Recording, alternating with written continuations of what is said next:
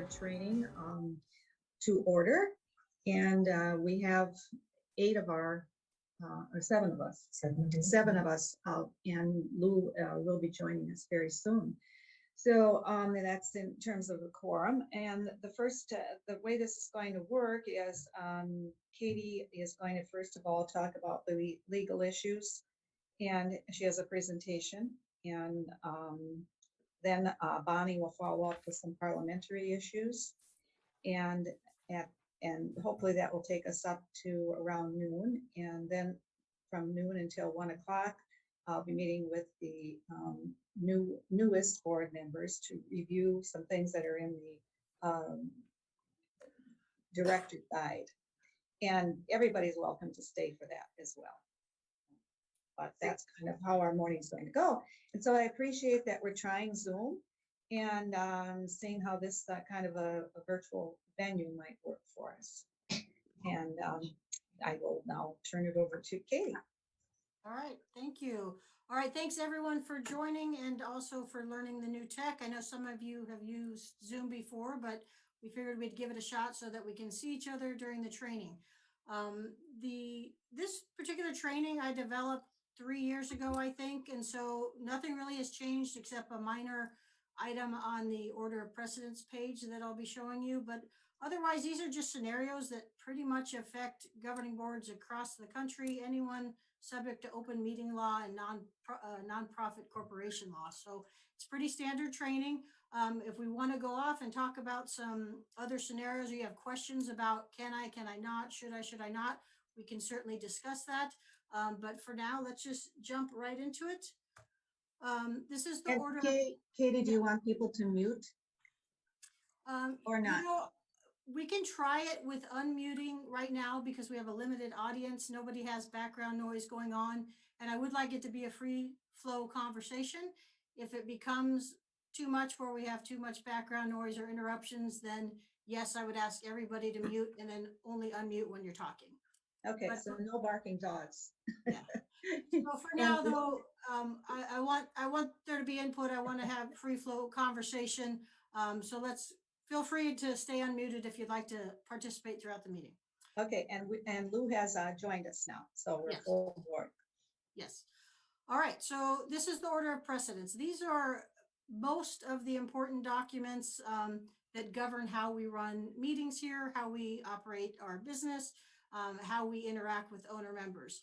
And they are in order of precedence. So the ones on top have the highest impact and take precedence if there's a conflict with anything below that. There are some areas where it gets a little gray, and we kind of deal with those as they come up, but most of it's pretty black and white. Federal law, of course, is the law of the land. That kind of governs how our 501c4s and 501c7s operate. And of course, that's kind of a hot topic right now. So it's all written down in the law, and we follow that law. It also governs things like OSHA, occupational safety and hazard, minimum wage, and even medical marijuana, things like that might come down. Right now, that's at the state level. But if it's a federal law, we have to follow it, and we do. State law starts defining it a little bit more specifically to Arizona, and there we really concentrate on Title 10 and Title 33. Title 10 is a Arizona corporation law, so how a corporate business environment operates. For us, we're a nonprofit corporation, and that's under Title 10 as well, and has specific information on directors' duties, directors' responsibilities, limitations, and owner rights or shareholder rights.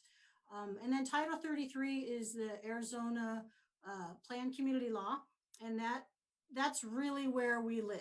That is specifically designed for associations like ours, where owner members have to pay dues to participate and belong. They can't get out of paying those dues, and we in turn have obligation to those owner members under Title 33. Title 33 also has the open meetings law. Now there is a higher level of open meeting law for municipal governments, but for the most part, it's very similar when it comes down to planned communities.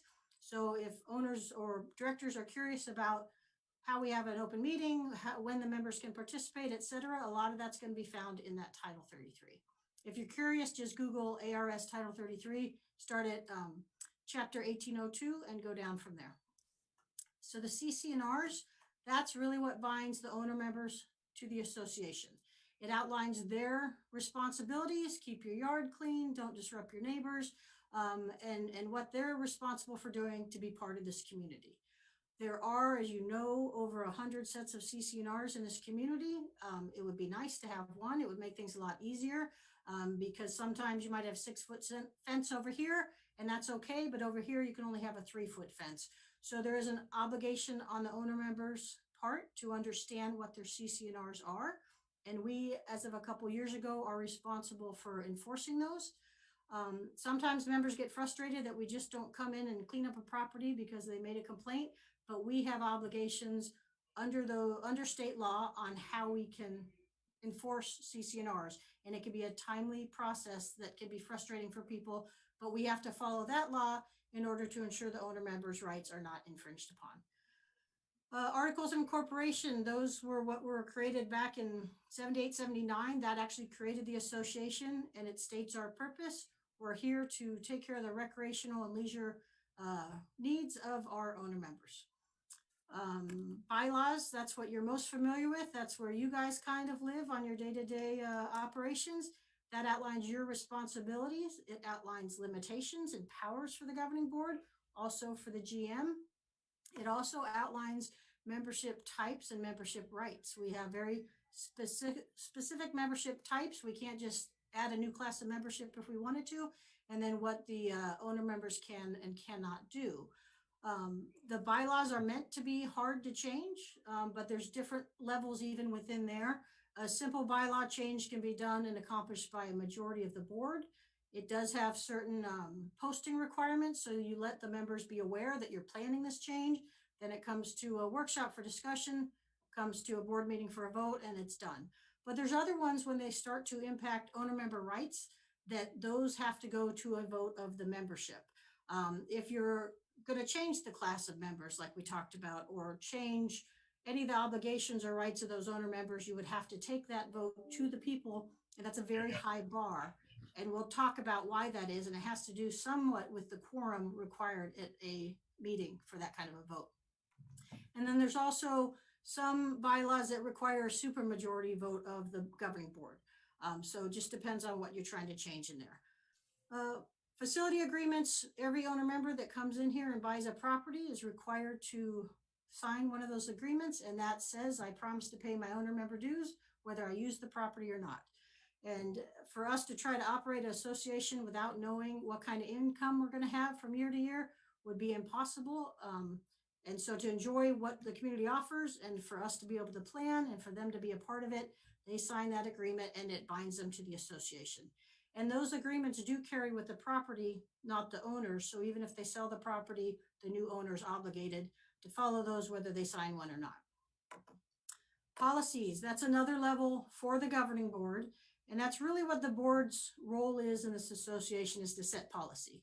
And so those policies are the protocol for the operations, how you operate, what you require of us, and it helps staff get guidance on what you want us to do. That's got a lower bar. It's easier to change policies. You don't have the same publication requirements to notify the public that you're going to change them, but you do have to notify them that you did change them. So it's a little easier to make changes to those, and it's a little lower on the totem pole. Procedures. The governing board has its own procedures, of course, but when we use that term, we're really talking about staff procedures.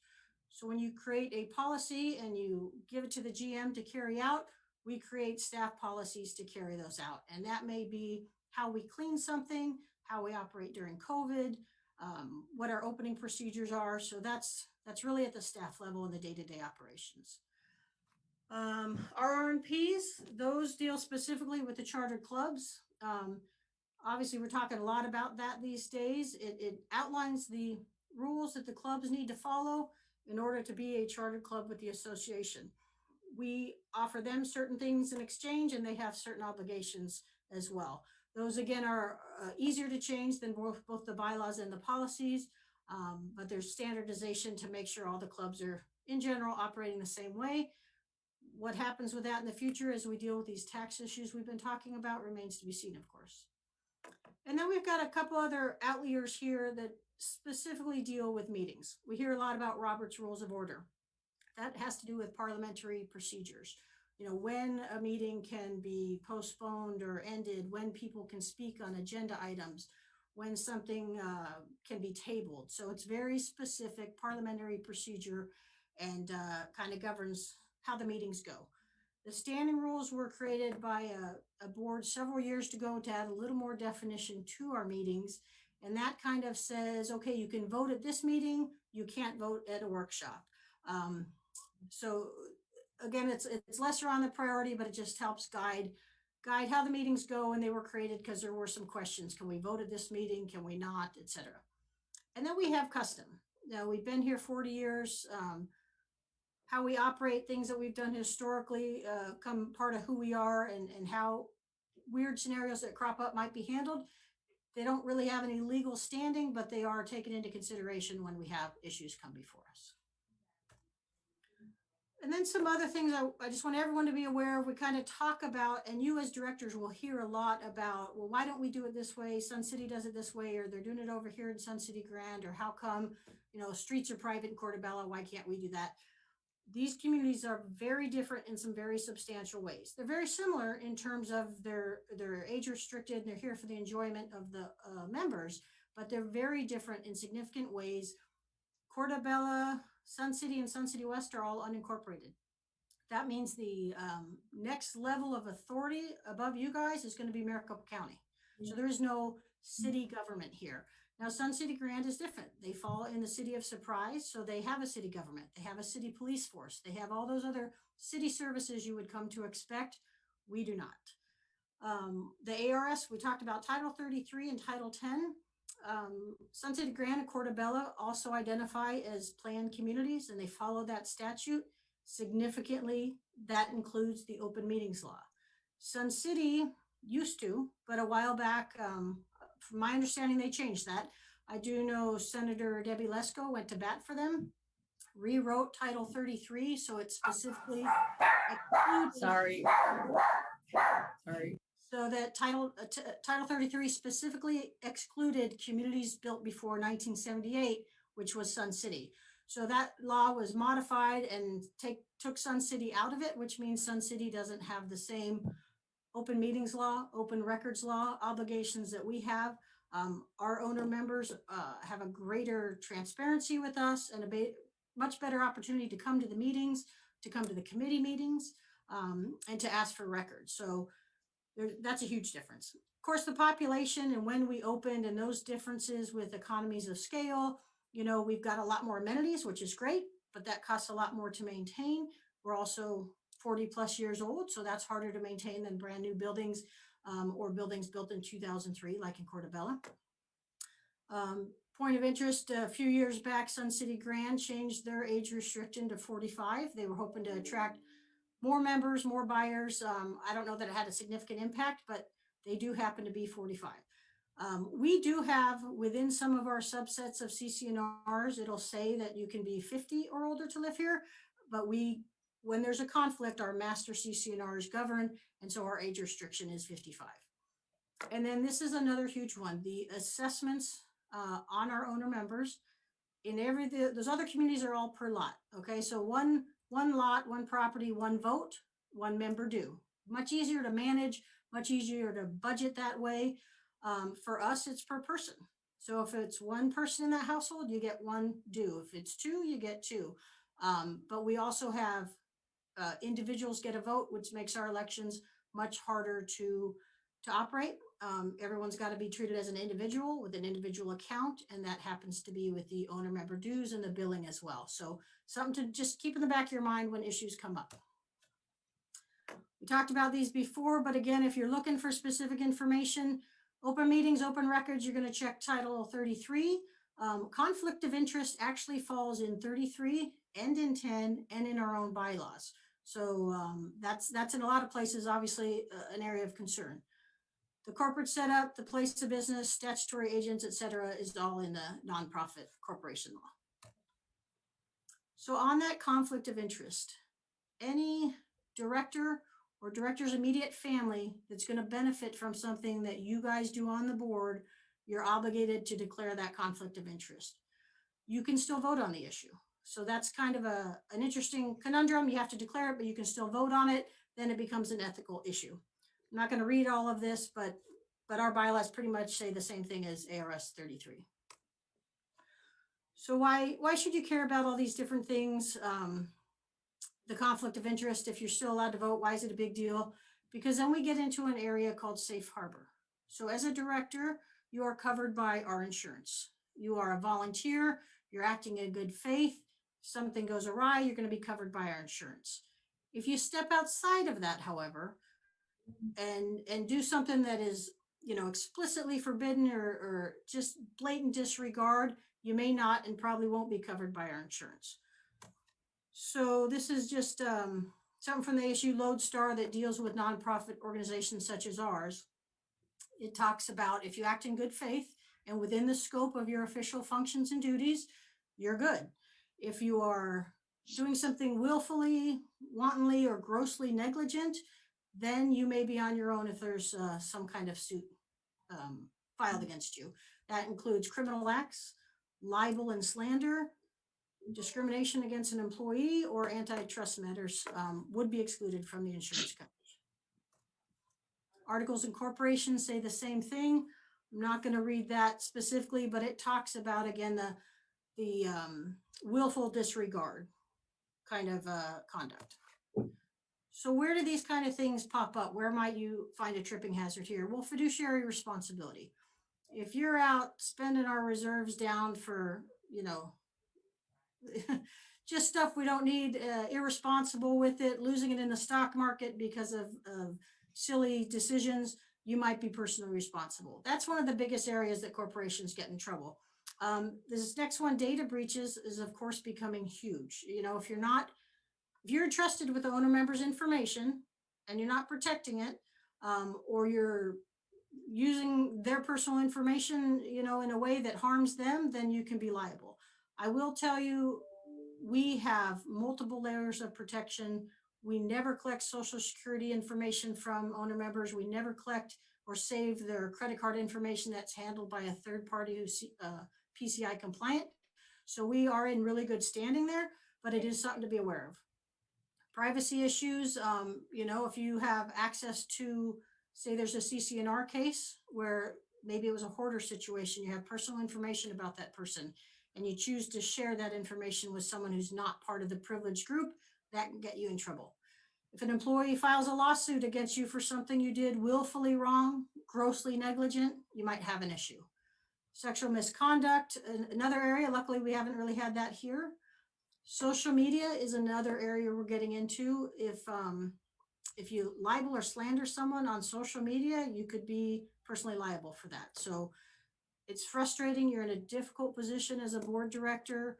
You're in a position of being attacked a lot of times from the residents, but in a way we hold you to a higher standard and expect everyone to act as the professionals that you are. And then this last area I don't really like talking about, but it's important that we bring it up: mass casualty events.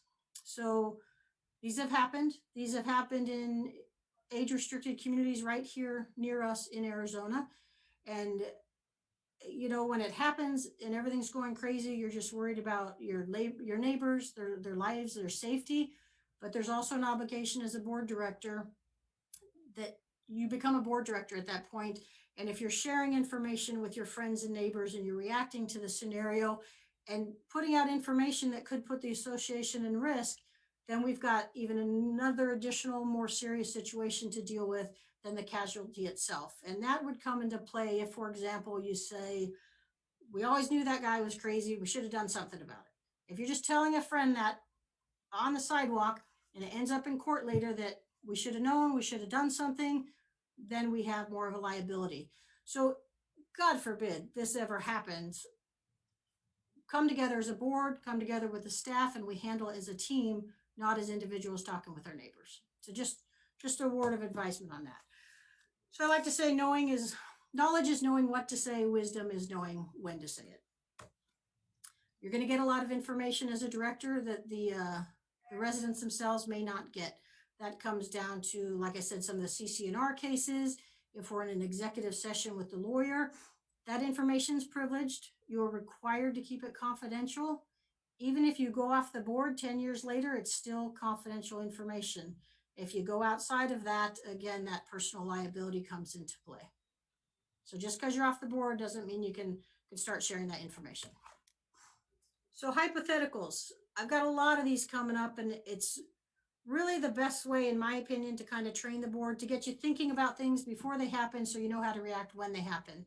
Because it's not all super black and white. The scenarios can come up in a variety of different ways. So let's talk about if a director resigns and it's a big scandal and the whole board looks bad and your friends or neighbors are like, what are you guys doing? What's happening? How do you handle something like that? How would you address that with your neighbors? And I would like to hear some feedback from you guys and some ideas. How would you handle that if we had some kind of scandal like that and you're getting attacked by your neighbors and they're asking you for information? If anyone wants to input, I would appreciate it. This is Ann. I think what you have to say is that the board is addressing the situation, that there are a lot of rumors, but just realize that the board is addressing things and there are things we cannot talk about because it's confidential. Very good.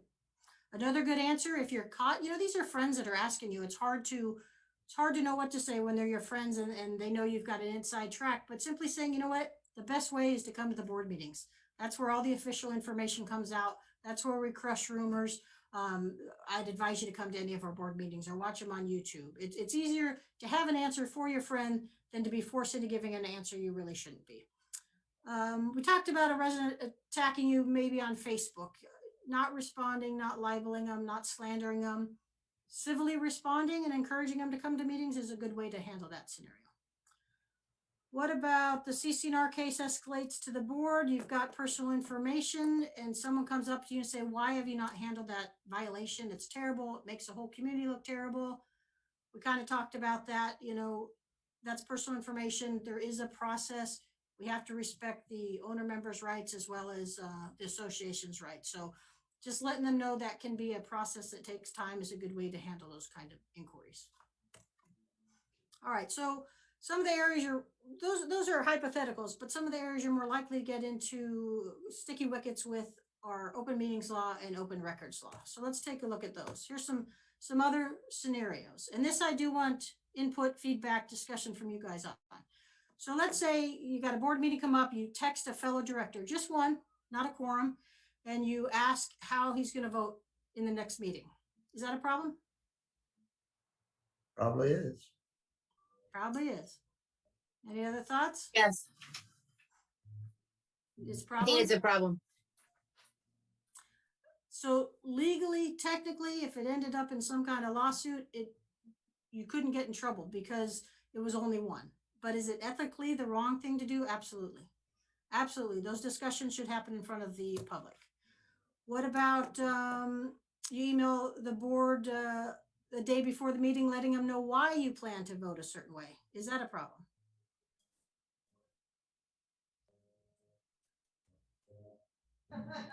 I'd like to say I have a problem with this. I like to read the information and then vote at the meeting the way I want to vote.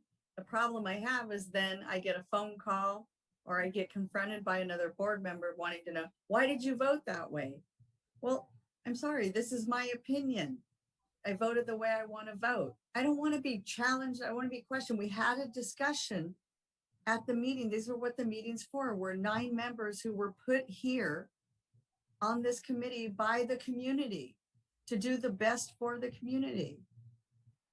Absolutely. And we're all doing our job and we have to have discussions. And sometimes are the discussions going to get a little bit heated? Probably, but we're all going to vote the way we want to vote. And I don't want to be confronted, the next day or whatever, why I voted the way I voted. And then the other question was, why didn't you call me and talk to me about it if you had a problem with it? I'm sorry, I didn't feel like I needed to tell you how I was going to vote. I have a problem with that. Any other thoughts? Anyone? Well, one of the issues is you're not supposed to be sending an email out to all the board members. That's Right. kind of conflict with the open meeting laws. Right, and I do have a scenario on that. So if you were to send out a document to the entire board that said, I plan to share this at the meeting tomorrow, do not comment on it. That is fine. That really should go through the board president and the executive assistant, but it's not a violation because you're not having a discussion behind closed doors. You're providing a piece of information as a heads up that it's going to come up tomorrow. So you're right on that, Roberta. If there starts to be a discussion on that email back and forth, will I this, will I that, you've got a problem. But I Yeah. think, go ahead. Okay, go ahead. I was just saying to Lisa's point, you all got to work together and setting your boundaries and knowing, especially after you've had this training, you can simply say, hey, Katie said we've had the training, we can't do that. Please don't ask me that. Don't make each other comfortable and put each other in a scenario where you might be in violation. Sorry, Lou, go ahead. Just to clarify, I can send an email out to everybody on the board, and that is not a violation. The violation occurs when discussion starts. Is that what Yes. you're saying? Now, the content of the email could be a problem if it's libelous or slanderous. Agreed. But I could send out an email to all board members inviting them to my home for a pool party. No, I can't do that. that pool party would be a violation. Okay, so I could write everybody on the board and say, these are the motions I will be presenting at the next governing board meeting. That would be fine. Our customs we talked about say that goes through the president and the executive assistant. And those customs, those procedures are in place because I've got to have those documents to put on the screen so the public can see them. So that, and that they can be posted on board docs. So that, Okay. again, it always goes back to, is the public aware of what's happening? Okay, so if I were to do that and I included the motions in the email, that would be permissible. And at the end, I would say, please don't contact me regarding these. We will discuss these at the next governing board meeting. That would be, it's okay. The better way to do it, Lou, is to send it to the president, the executive assistant, say, I would like these added to the agenda and distributed to the board, please. And let it go through them. So it's And all coming through one they source. will then advise all board members of my motions, or should I copy people when I send it to the to the president and the governing board executive assistant? Just want to know what the right procedure is. I would send it to the president and the executive assistant and ask that they disseminate it and add it to the agenda. And if they don't disseminate it, Then do? it's a case by case scenario. You're going to need to work with them and find out why it wasn't disseminated. Did it have slanderous information in it? Now we're getting into another level that I don't necessarily want to cover in the training because it's a case by case basis. very good, But- I understand, thank you. Okay, so in general, the state, if any of this ever ends up with a resident filing a lawsuit, the state is almost always going to err on the side of the owner member's rights. Property rights in Arizona are sacred. And if they see a board of an HOA or a planned community operating behind closed doors or even the appearance of closed doors, it's not something we want happening at this association. So always err on the side of involving the public, making sure the public's aware, making sure all the parties are aware and that the proper procedures are followed. Okay, so we talked about this one already. I'm going to skip over it. Here's another good one. Let's say you witness a physical altercation between an employee and a supervisor out in the field, and you see it firsthand. And a community member, maybe the next day at a party or whatever, asks you, why was that employee termed? And you say, we don't tolerate violent behavior here at the rec centers. Is that a problem? Yes, Why so? well, I would think it's an HR issue and we're not permitted to discuss any HR issues.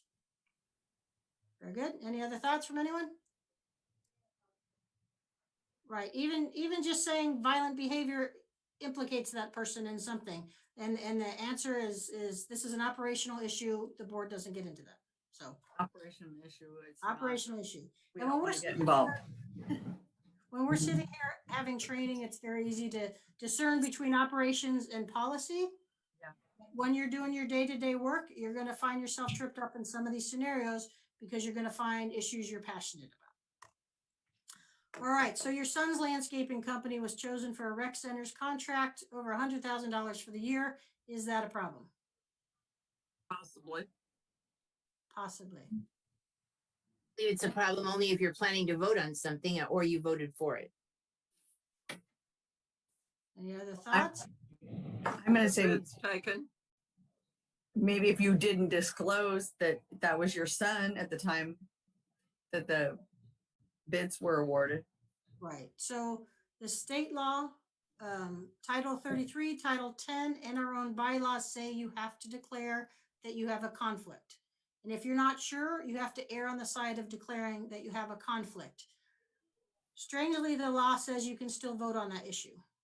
The board can discuss whether it's appropriate, but you could still vote on that. But again, you're representing the people. There's an ethical standard. We talked about that safe harbor with insurance and liability and being grossly negligent. Those might be things to take into consideration. It's a problem in an ethical way, but it's not technically illegal. Is it best to abstain in something like that, Katie? I would, absolutely. You answer to the people, you know, you don't want them coming to you going, that's your son's landscaping company, man. Why is that happening? So I would absolutely abstain from that, and I would divulge the conflict.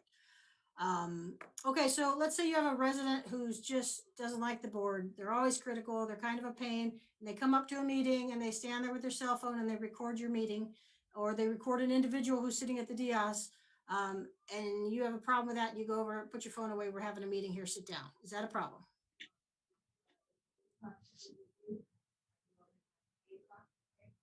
Thoughts?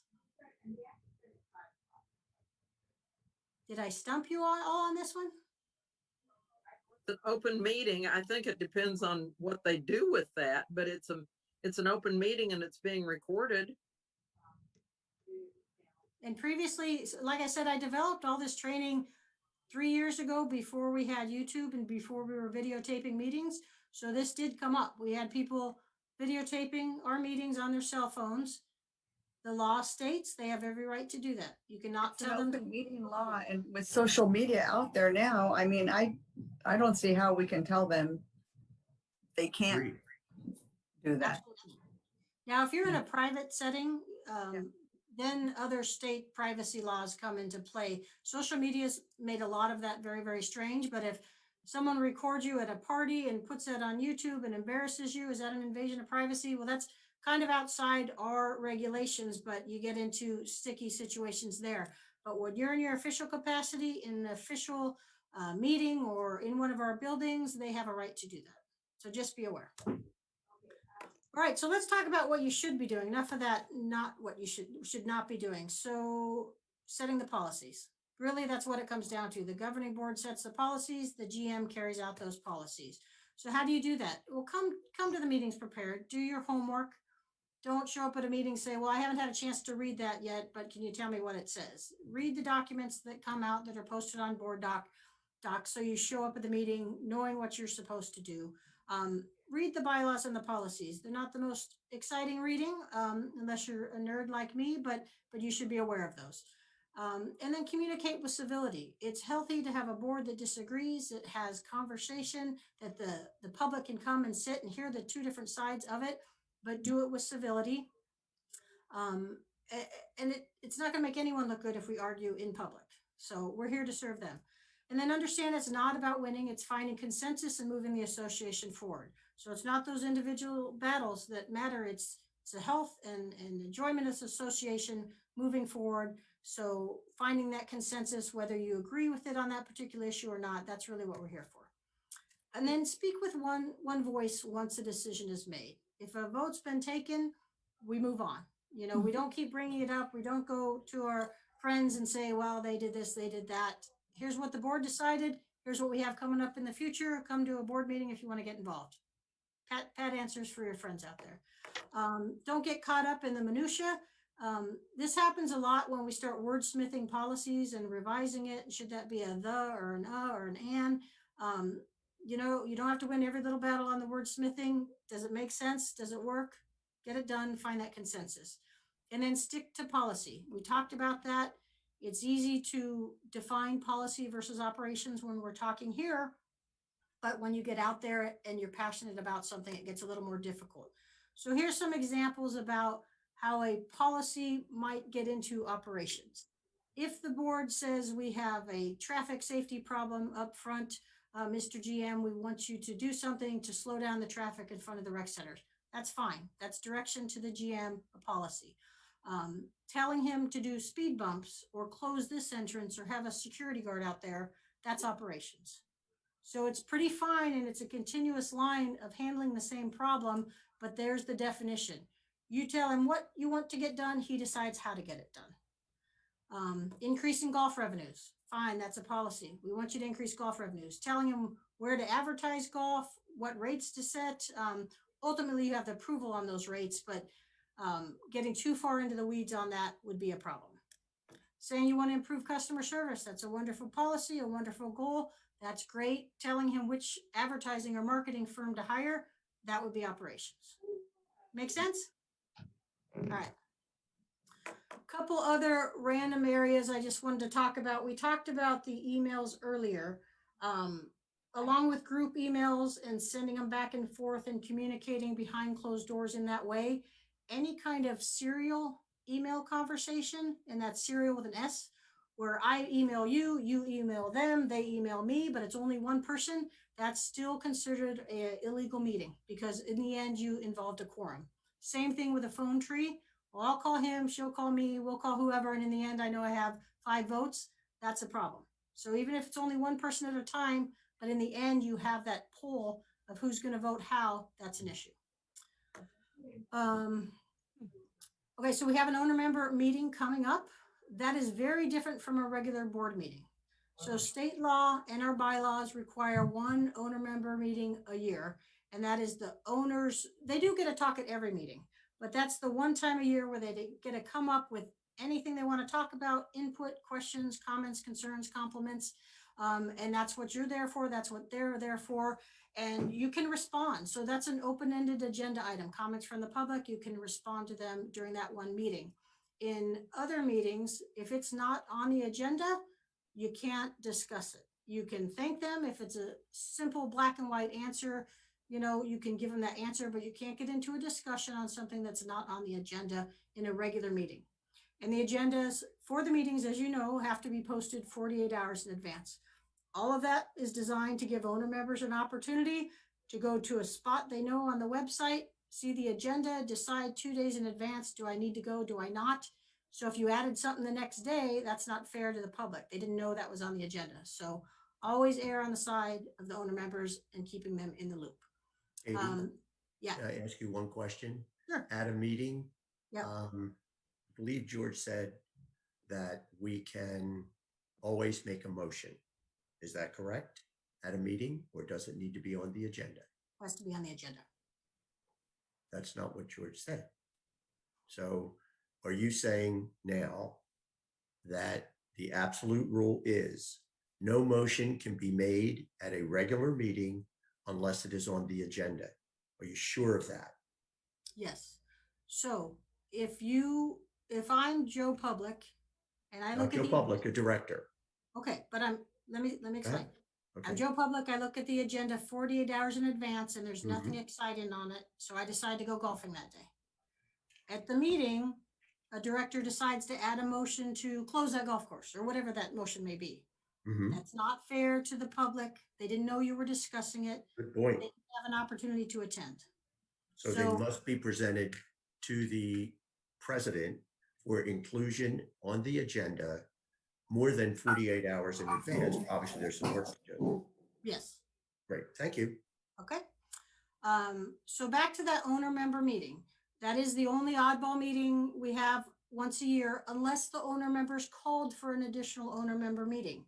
So when you read the bylaws or any of that stuff, differentiate if it's an owner member meeting or a regular meeting. They're different.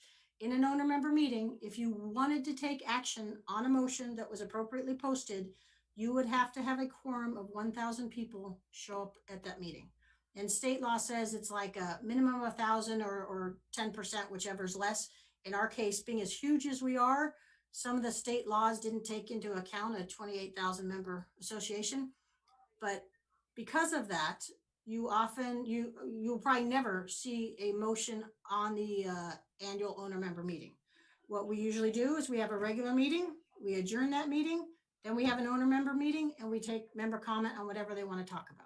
So just an important distinction to know about when you read the bylaws and you're looking at those different meetings. Would you repeat that one more time, Katie? At a regular meeting, if a motion is on the agenda, the governing board can vote on it, Yes, correct? yes.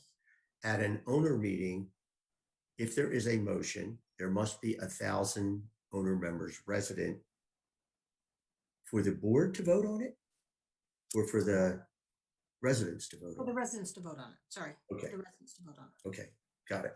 So a lot Thank of the you. smaller HOAs, that's really what that one was written for, is a lot of the smaller HOAs will have their board of director meetings at those owner member meetings. Their quorum is smaller than ours. It's not 1,000, it's 10%. They can easily make that. They can easily get that quorum into a room. They have their owner member meeting, they vote on their directors, and the meeting's over. For us, it's quite a bar, and we have never, to my knowledge, had a vote at an owner member meeting, except for, I think, 20-something years ago when the owner members voted on whether or not to take over Hillcrest Golf Course, and they actually held that in the Sundome, and they voted that down overwhelmingly. But for us to try to pull together a meeting where the owner members could vote would be difficult. Now, we can use absentee ballots with online voting in some scenarios. I don't want to get into the weeds on those, but I just want you to be aware of the distinction of those two meetings. Katie? All right. Yes? Katie, this Yeah. is Sharon. I just want to clarify one thing. When Lou asked the question about a motion and voting, you are repeat again, though, that if it's a workshop, there is no motions, there are no motions and there is no voting, correct? Yes.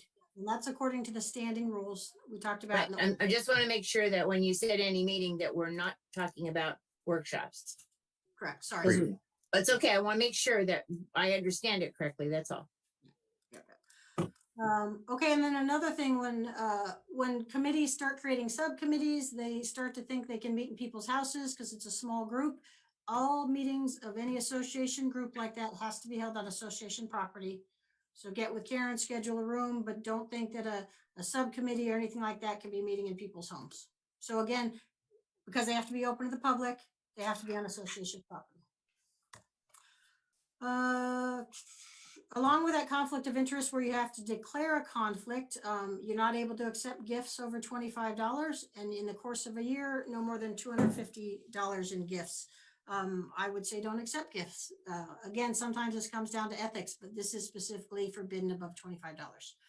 I think most of you know this, executive sessions where you close it to the public can only be called to discuss or receive legal advice, to consider pending litigation, to receive personal information on an employee or a member or a contractor, to discuss the records of a member, employee, or contractor, or if an owner member is having a hearing, whether it's disciplinary on them or CC&Rs, and they request it be closed. So pretty well defined guidelines in there. And then this last one, like I said, I had this together before we started using YouTube. If we were to videotape a meeting, it becomes an official minute and it has to be kept with the normal retention policies. So we do keep all our recorded meetings now on YouTube. I had this on here because this question used to come up all the time. Why don't you record meetings? And it was because it was that big hurdle we were advised not to. COVID brought it forward, and it's been a blessing, I think, for a lot of our residents. So it's here to stay. So Katie, and just another question in regards to that. When you're talking about on the previous slide, it said you had to be on association property. So what do you do with Zoom meetings then? If your club wants to have a Zoom meeting or the board wants to have a subcommittee meeting, does one of you have to be at the association? I'm just trying to figure out how that works if you're going to do it all virtually. Yeah, that's a good question. Because we're providing them on YouTube and the public can participate in that way, it's okay. We have received legal guidance that that's okay. But the public has a way to participate. If you go to someone's house, they don't know where the house is, it's not publicized. So if you're having a physical meeting, it has to be on our property. But because we're doing virtual meetings, we provide a way for the public to participate. Okay, I just want to know how that worked with the Zoom meet. If you're going to have people join virtually, they still can. It's just that there still is a meeting place that the meeting's held on property. Is that Yeah, correct? it's only for the physical meetings. Okay. Yeah. Okay, and then, A lot of that, the law hasn't necessarily been revised to keep up with technology. And so a lot of this is in case law, not necessarily the way the law is written. So when it goes to court and they sue, they say, yeah, it's fine because technology's changed. So some of that. I want to know what that happened. I mean, what that you did with the virtual meeting. That was all. So thank you. Okay. The other question is on your part about the executive sessions, maybe only called for. In that planning book that Mr. Hazelwood, the attorney, sends out yearly, it Mhm. specifically states that the only time the meeting's supposed to be closed is if you are receiving legal advice.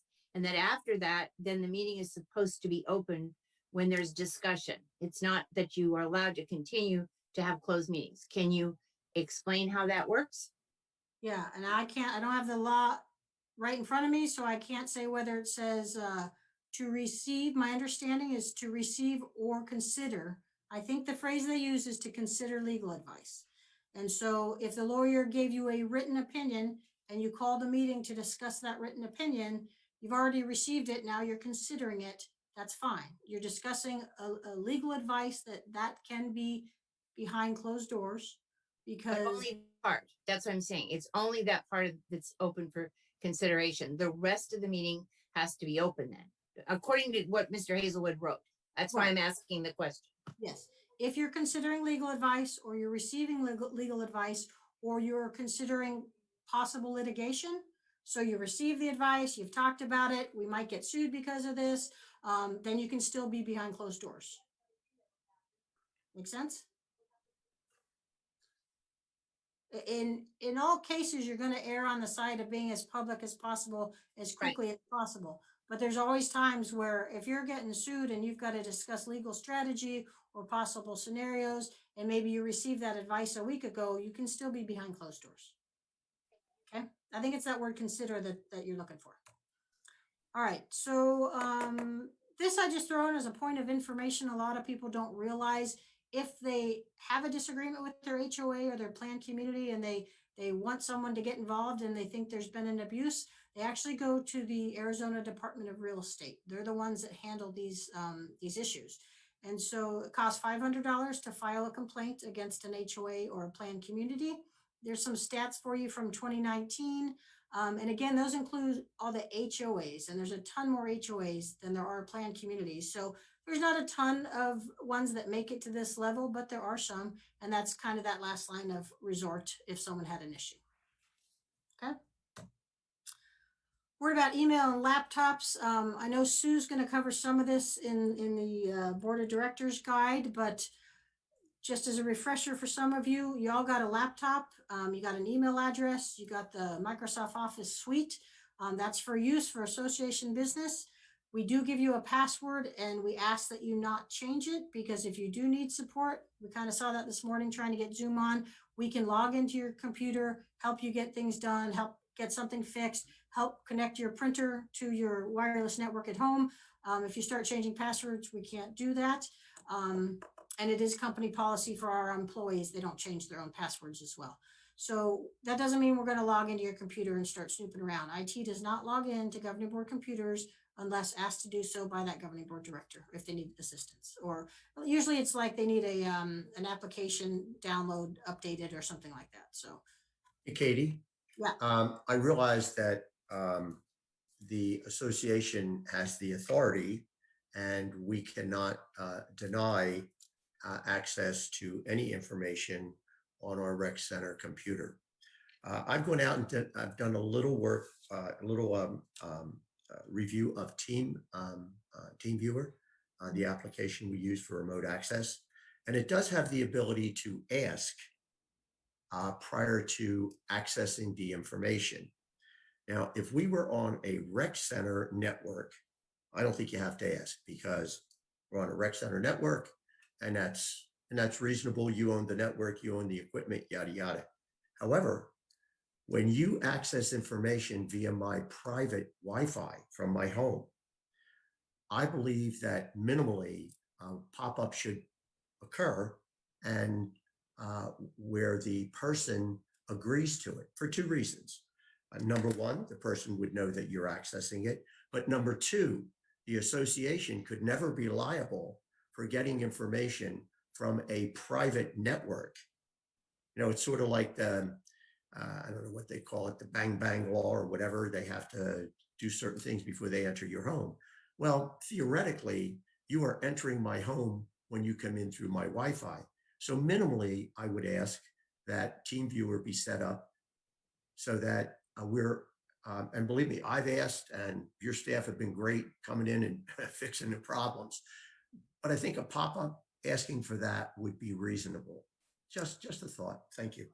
Well, so just so y'all know, when we do remote into your computer, only at your request, you'll see a pop-up come up from TeamViewer that says IT blah, blah, blah is in there. So you know when we're in your computer. A lot of the directors. I would hope that I would know all times. However, if TeamViewer were configured so that request is required, you would not have access unless, once again, I think it becomes a matter of litigation. You know, for whatever reason, somebody comes in and gets something and it's via my private network because I go back through my logs, look at my router table and et cetera, and know who comes in. If that were to happen, I think the association could be liable. But if you ask and I say yes, I think you're eligible and you're okay to come in and get the data. Just give it some thought. Thanks. Yeah, well, first of all, I would hope you have your Wi-Fi secured and locked down. That we couldn't do. get past the laptop into anything else on your network. So we're only going into the laptop. Our own logs show when the IT staff goes in. I can pull those reports anytime. And we have a lot of directors that say, well, I'm going to the grocery store, but I'll leave the computer on. Can you connect my printer? So if we required that access right there live, that would frustrate a lot of the directors. It is company property. It is on your Wi-Fi. Absolutely right. But you don't pay for my Wi-Fi. I do. And I think I personally think it's a violation of my personal space because I know enough about technology that through a remote access, I believe other electronic assets, and you may say no, but I will do the research and let you know my thoughts. Thank you. Okay. All right. Also, so intermingling, you have a work laptop. We asked you all to log in today on your work laptop because that's what we support. We know how these laptops work. We know they've got the mics and the cameras and Office on them. If you start intermingling your personal emails with your work emails or doing work business on your personal PC, and if a resident wanted to sue us and say, I want to see that email because I think they had a closed meeting and blah, blah, blah, and all of it took place on your personal computer, or you did half of it through your personal Gmail account, that could be subject to a subpoena. And then somebody more important than me at the court level would go through all your emails and see, okay, which ones are related to business, which ones are personal, and they would have to exclude those personal ones. And it's a whole issue you just don't want to get into. Keep them separate, okay? Aside from that, viruses are out there. They come in on work emails, they come in on personal emails. And if you were to get a virus that was, say it was spoofing your work email and you were on your personal computer and you opened something that looked like it was coming from Sun City West and it had a virus and it took down your whole home network, we're not liable for that because that's not appropriate use of the company email or the company laptop. So you could get a virus on your home computer opening something that looked like it was a work email. Keep them separate. Be safe. Ransomware attacks, cyber attacks are on the rise everywhere. They are huge. The gas shortage on the East Coast with the pipeline shutdown, that was a ransomware attack. These are not uncommon at all.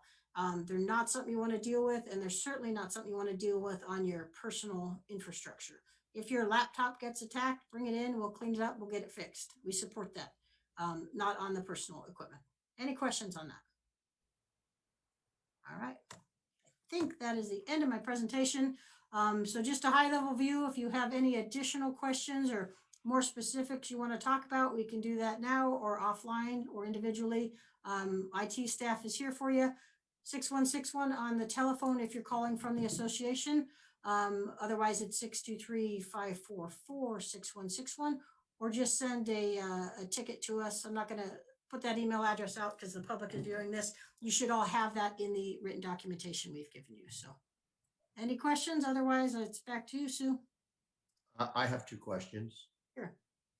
My first question is, you mentioned that the association keeps no credit card information. Is that correct? Correct. When I recently redid my dues electronically, at the end, it asks if I want my credit card information saved. Where is that information saved? So that's with TEI on their servers, and they are PCI compliant. They've got the certification, so it's with that party. Okay, so the rec center doesn't save them, but this company you contract with does? Okay, that was my first question.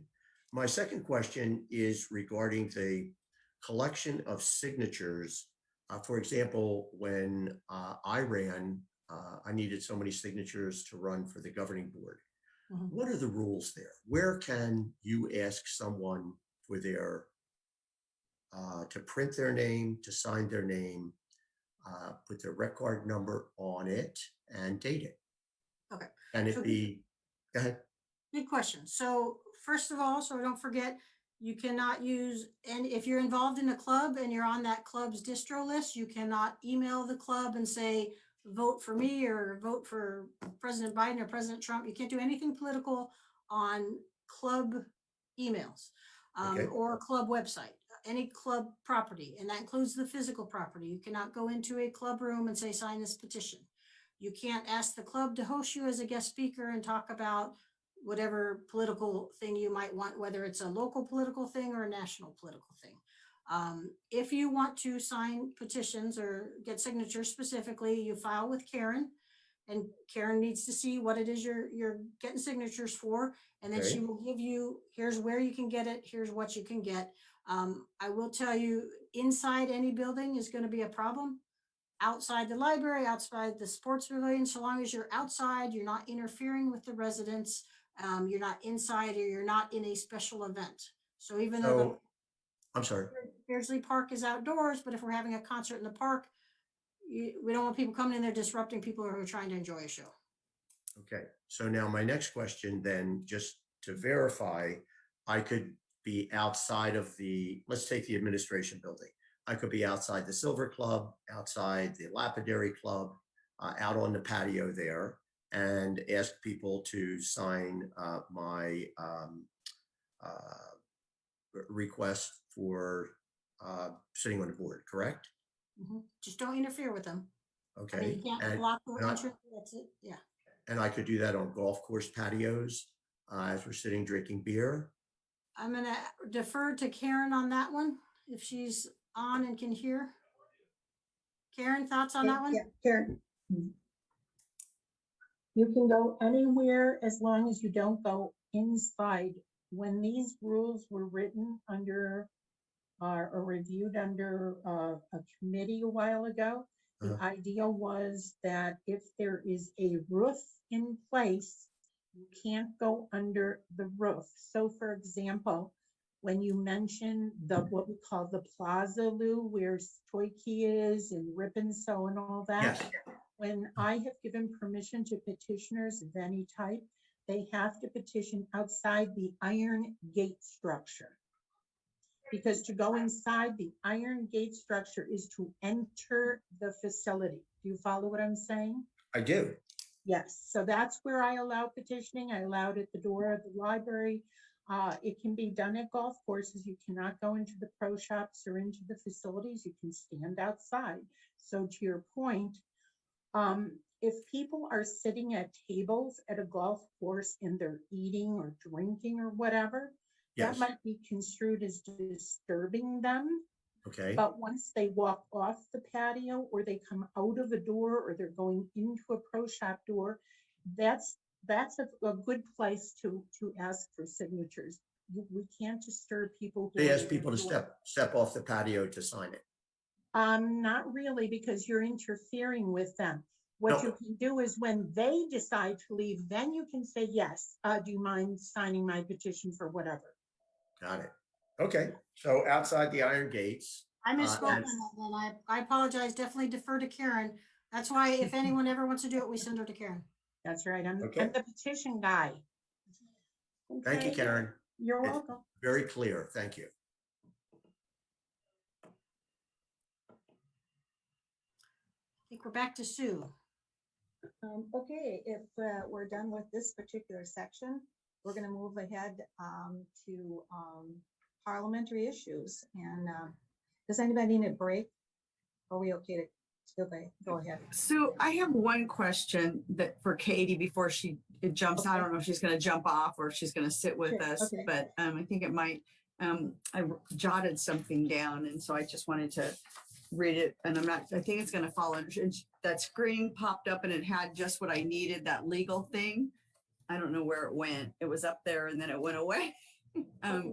Which It was one? at the beginning, like towards the beginning where you were. In this yes. presentation? No, keep going. It was at the beginning of your thing. I don't see where. Now I don't know where it was. But I had a question. It says, I was just curious. I had made myself a note here, and so I was trying to write while you were talking. So I'm sorry because I was like jotting down these notes, and I'm trying to read my chicken scratch, and it was just it.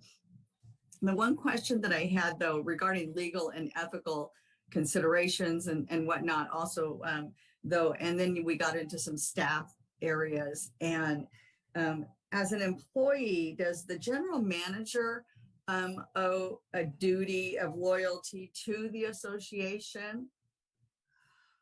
I don't know specifically what he like signs, if he signs an oath. I know when you guys come on the board, you sign an oath of office. I don't know what his contract requires, so that would be a question for HR. Okay. Yeah. Okay. He's obviously got duties and responsibilities and powers that are obligated under the bylaws, but as far as a specific oath of loyalty, I'm not familiar with that kind of a phrase, but I would check with HR. Hey, Thank Lisa, you. Yeah. Lisa, when you ask that question, 5 minutes and then do I it would again, or I'll say- call him back. I'm sorry. Okay. You should go through, or otherwise I'll give you a different credit card. Sharon, you need to mute when you're. Oh, I did. Sorry. Oh, I'm sorry. I don't know who's talking. This is Sharon Lou. was I'm taking sorry. a phone Bank of call. America just called me. So on a Yeah. so Sorry. yeah, on a break. Exactly. So I'm trying to There it answer is. them. It was that page, Katie. Thank you. Oh, Go ahead, Lou. When you ask that question regarding the general manager, would you ask that question if it's applicable to all staff and if any staff, if that, I'm going to call it oath of loyalty, is required of staff, what level of staff are required to do that? Thank you. Yeah, just curious. Thank you, Katie. sure. Okay, so I think that we'll move ahead to the next session. Thank you very much, Katie, and Good job, Kate. it's pretty complete. One other I- thing, I put one question in the chat room and I didn't get it answered. I just wanted to know what the difference was. You had up there that Sun City West was a Title 30, and then in brackets, corporations are Title 10. So are there corporations under Sun City West's Title 30? Or why does it say both with Sun City West? So we do have to follow the laws under both Title 33, which is Arizona Planned Community, and Title 10, which is Arizona Nonprofit Corporation. So we do both, but Sun City does, or but not Sun City, but somebody else didn't do both. Is that right? Sun City Sun- Grand doesn't have to do both. No, Sun City does not do Title 33. Right, And- they do Title 10 only, but Sun City Grand, you just had Title 33. So I wanted to know what the difference was all, or how I find. I simply could not verify whether Sun City Grand and Portobello also fell under Title 10 as well as Title 33. I Okay. believe they do, but I couldn't verify it, so I didn't include it. Okay, thank you. That answers my question. I'll try and find it then. That's what I was trying to figure out. Okay, thanks. The big point on that slide was that Sun City does not follow Title 33. And that is owner members' rights to go to meetings, owner members' rights to request records, owner members' rights to speak at meetings. In some cases, they're not allowed at the committee meetings from what I understand. So when we do apples to apples, you know, compared to Sun City, compared to Sun City Grand, it's important to be aware of those differences. And that legislation was applicable only to associations created before 1978. It is so ridiculously refined to Sun City, you would be shocked. So if you go Google ARS Title 33, 1804, you'll be able to read where it says, and maybe it's 1802. You'll be able to see where it says the aforementioned does not apply to blah, blah, blah before 1978. And it's fits Sun City and Sun City only. Great. Thanks, Katie. Sure. Okay, let's go ahead to Bonnie's presentation on parliamentary procedures and issues. So I have some general parliamentary information for you, and I have a quiz. So it's a true and false quiz. I have 14 questions, and it's a self-test. So the first question is, stand at ease permits a brief pause in the meeting. So is that true or false? And the answer is true. A meeting is said to stand at ease if the chair, without objection, simply permits a brief pause without a declaration for recess. In such case, there is technically not interruption of the meeting and members remain in their places. Quiet conversation among neighboring members may take place, but it must cease immediately when the chair declares the meeting again in order or any member object to continuing to stand at ease. And this stand at ease is a relatively new term in your parliamentary authority. It just came out probably about 12 years ago. This is used if the chair would like to confer with a parliamentarian briefly, or if the chair misplaced an important piece of paper and needs to find it. So it's just a temporary pause. Now, a recess is usually for a certain time, and you may leave your seat, or you can even leave the room for a recess. And of note, the RONR at the bottom stands for Robert's Rules of Order newly revised. It is the 12th edition, and the reference section is section 8, paragraph 2, and it's number 5. So that is a direct quote from your parliamentary authority. Number 2, there can be more than one motion on the floor.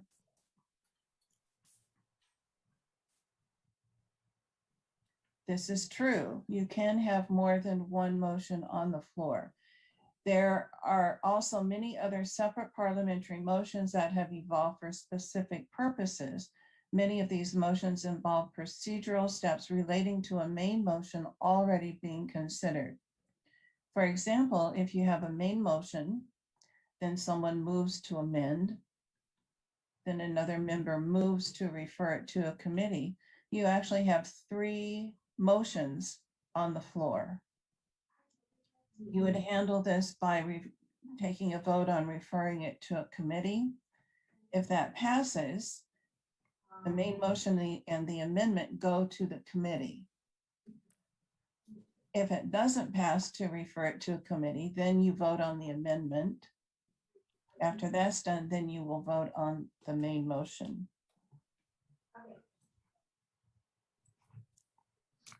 Number 3, there can be more than one main motion on the floor. That is false. A main motion is the basic form of motion, the only one whose introduction brings business before the assembly is a main motion. And the main motion introduces business. For example, a main motion would be to buy a new computer. Discussion goes on for quite a bit, and then a member moves to have a July 4th party. This would be too confusing to have both motions on the floor at one time. So the chair would rule a second main motion out of order at this time. I so move is a proper motion. You don't really see this at your meeting, but you can see it at other meetings. A member making a motion embodying something that has just been said by the chair or another member in informal consultation during a meeting should avoid statements such as "I so move," and should himself recite the complete motion that he offers. And so you never want to say "I so move," you want to have the motion stated as you would like it stated, then it is repeated by the chair.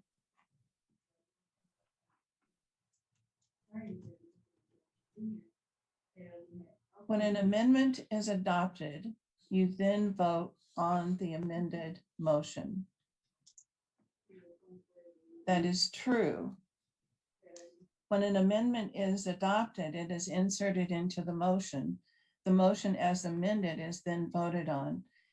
I have seen many times where the amendment is adopted and they just figure, well, that's over and done with, but it's not. You have to vote on the motion as amended. A member may clarify their vote, true or false. And this is false. A member has no right to explain his vote during voting, which would be the same as debate at such time. And so debate is ended when you vote.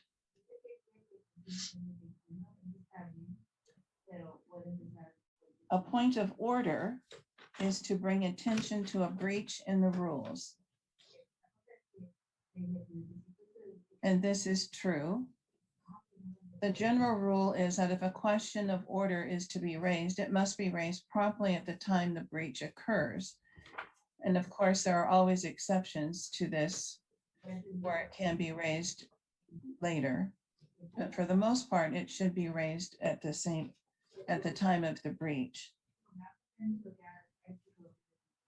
If a motion is not seconded, a member may call for a point of order. Okay, next question is all comments must go through the chair. This is true. Members address only the chair or address each other through the chair. Members of an assembly cannot address one another directly, but must address all remarks through the chair. This is so that the chair can maintain order of the meeting. It would be too confusing to have members cross-talking. And so all comments must go through the chair.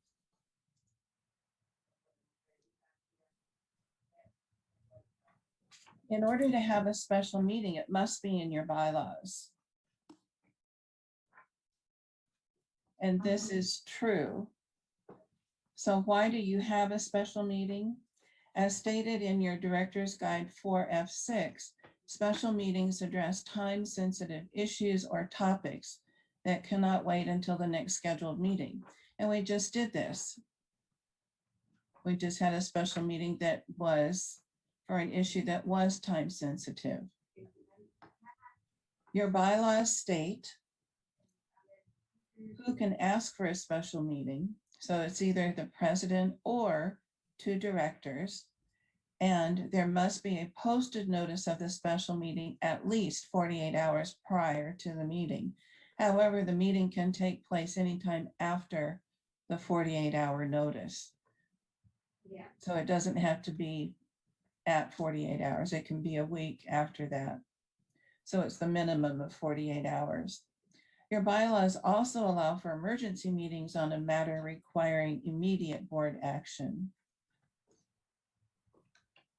Are you saying an emergency meeting could be called this morning to meet at 4 o'clock this afternoon? For an emergent situation, yes. Okay, thank you.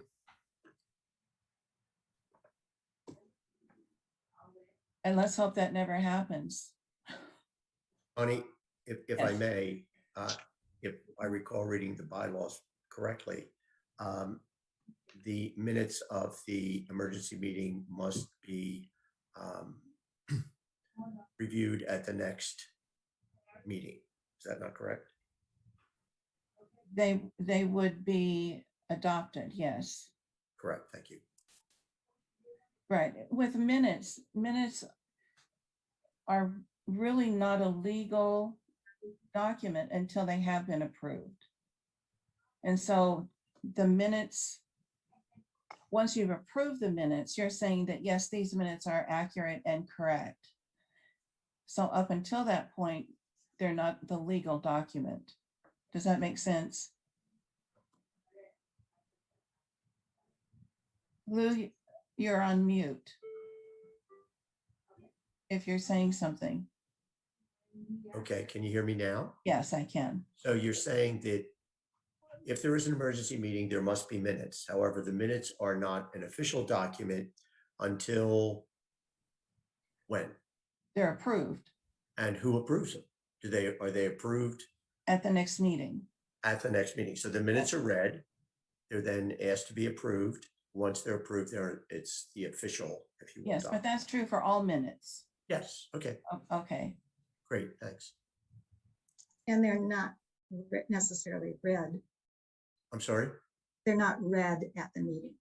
Oh, no, they're distributed or printed ahead of time. They can be read, but just as distributed is better. Okay, Karen has a comment. Yeah, I just wanted to add, just so we're all clear. So the minutes are posted in board docs. So when you receive the link to the agenda, you're able to view the minutes that have to be approved generally of the previous meeting. In the case of any kind of a special meeting or whatever, those minutes are approved in whatever meeting comes up next as well. Because we Right. have to approve all meetings to make them official, pardon me, all minutes to make them official. Does that make sense? Yes, Okay, great.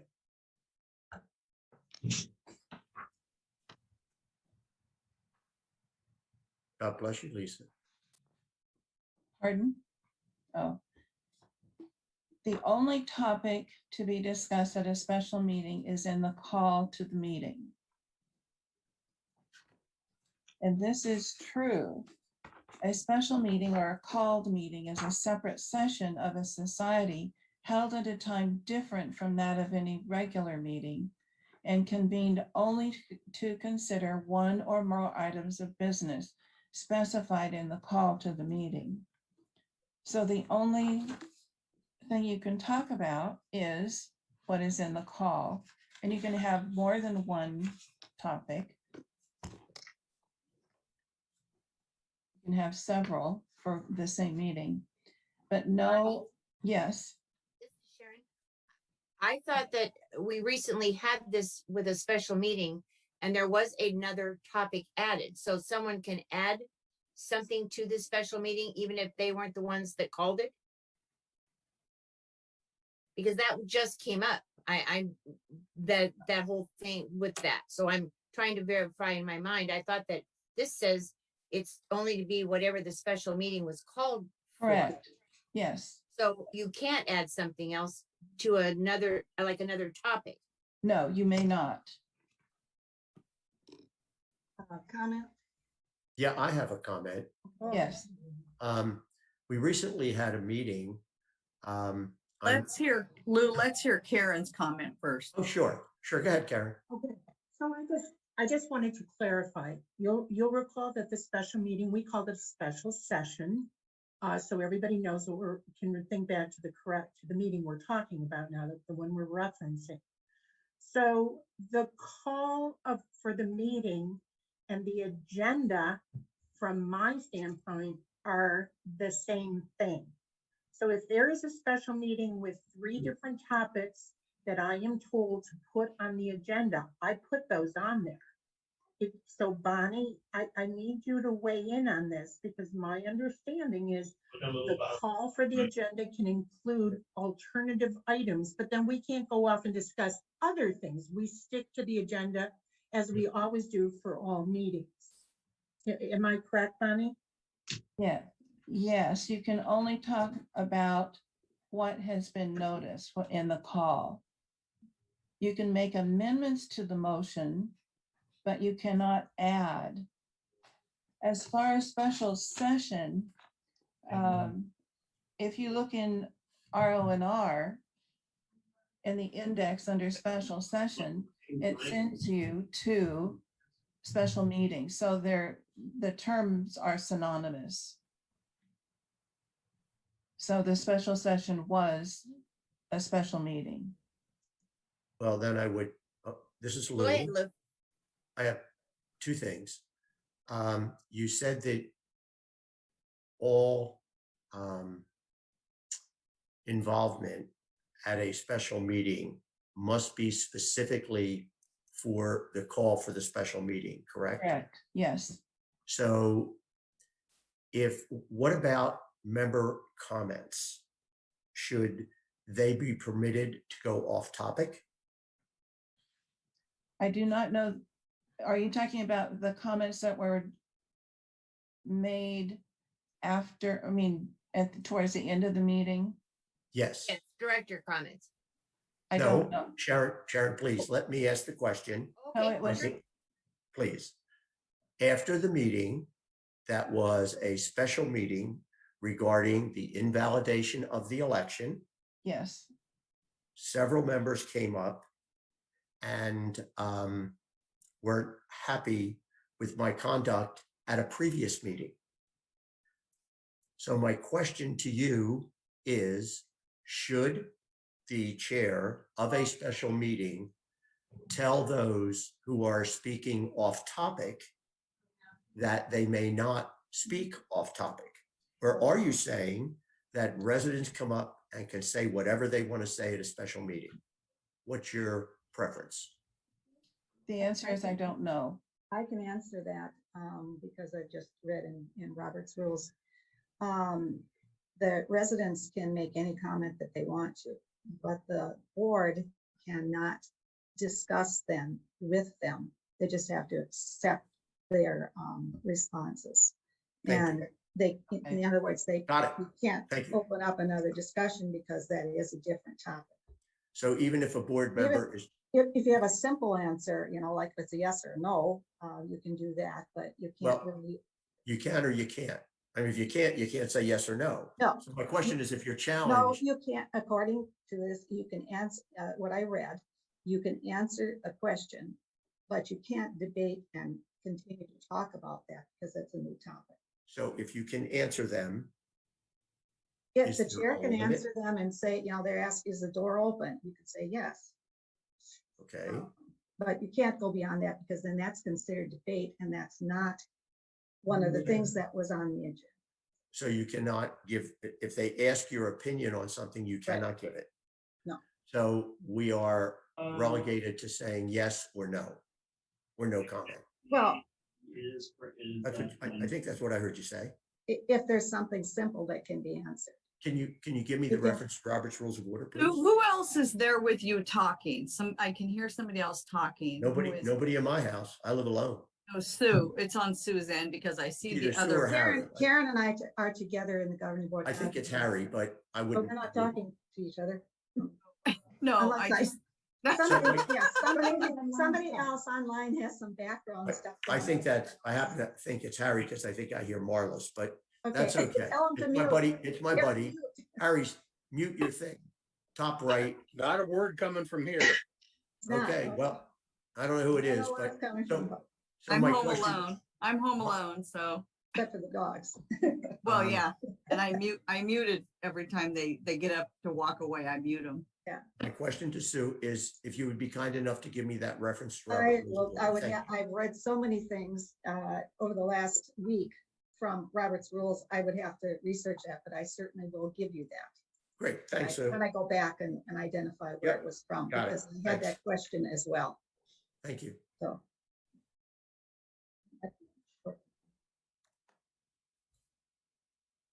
Okay, so Bonnie, Okay, I guess, go ahead. I think we've got, So Bonnie, let me just clarify really quick that make sure I understand what you said properly. I want to make sure I wrote it down properly, that only the topics that were on the agenda for the special meeting can be discussed, period. that's Nothing correct. else. Nothing Right. else. So I wrote that down properly. Yes, you Okay. did. And it was, and then that's true. Okay, thank you. Appreciate your welcome. help, Bunny. You're welcome.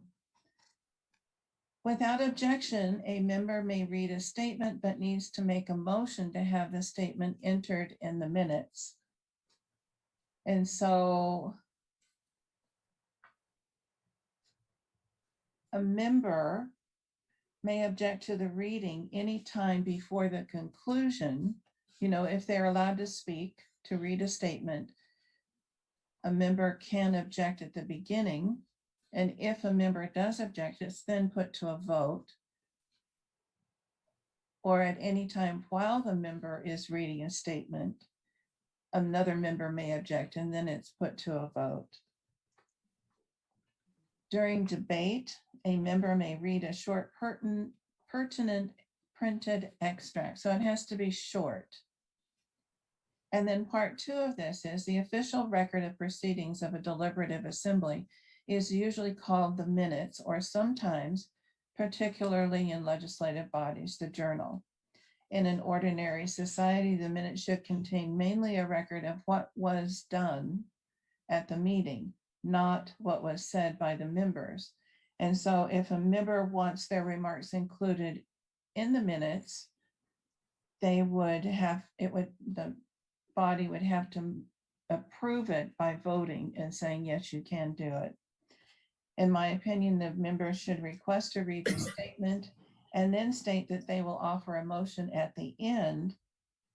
At the conclusion of reading the statement, they would say, I move that this statement be entered in the minutes, and then it would need a second up for discussion and then the vote.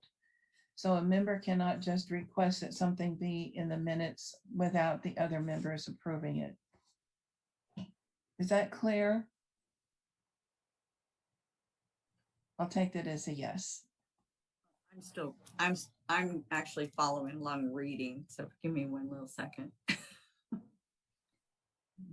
The key there is that the minutes contain what was done at a meeting, not what was said. Not what was said, correct. And I'm so good. if you want what you said in the minutes, it has to be approved by the members. Got it. Thank you, Bonnie. Directors need to communicate with the board president. This is true.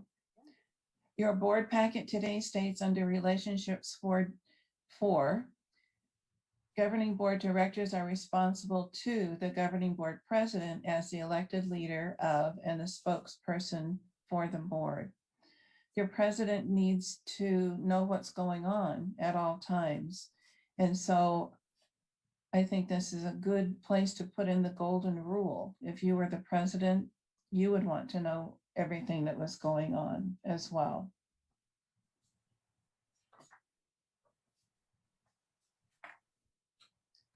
And next, in the governing board workshop meeting, it is not in order to move the previous question, which is stopping debate, or to move to limit or extend debate.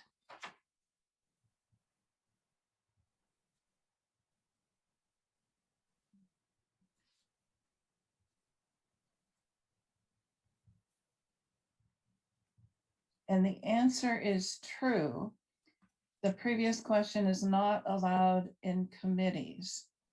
And so we're speaking about the workshop here. And the workshop,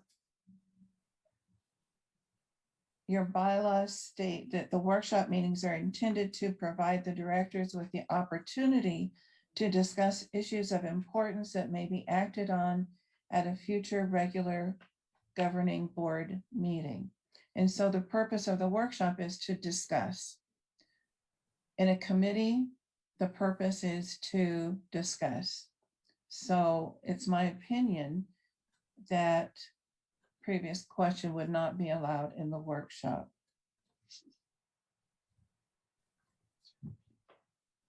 Or I'm sorry, I don't understand what you mean by the previous question. that means when you move the previous question, you move to stop debate.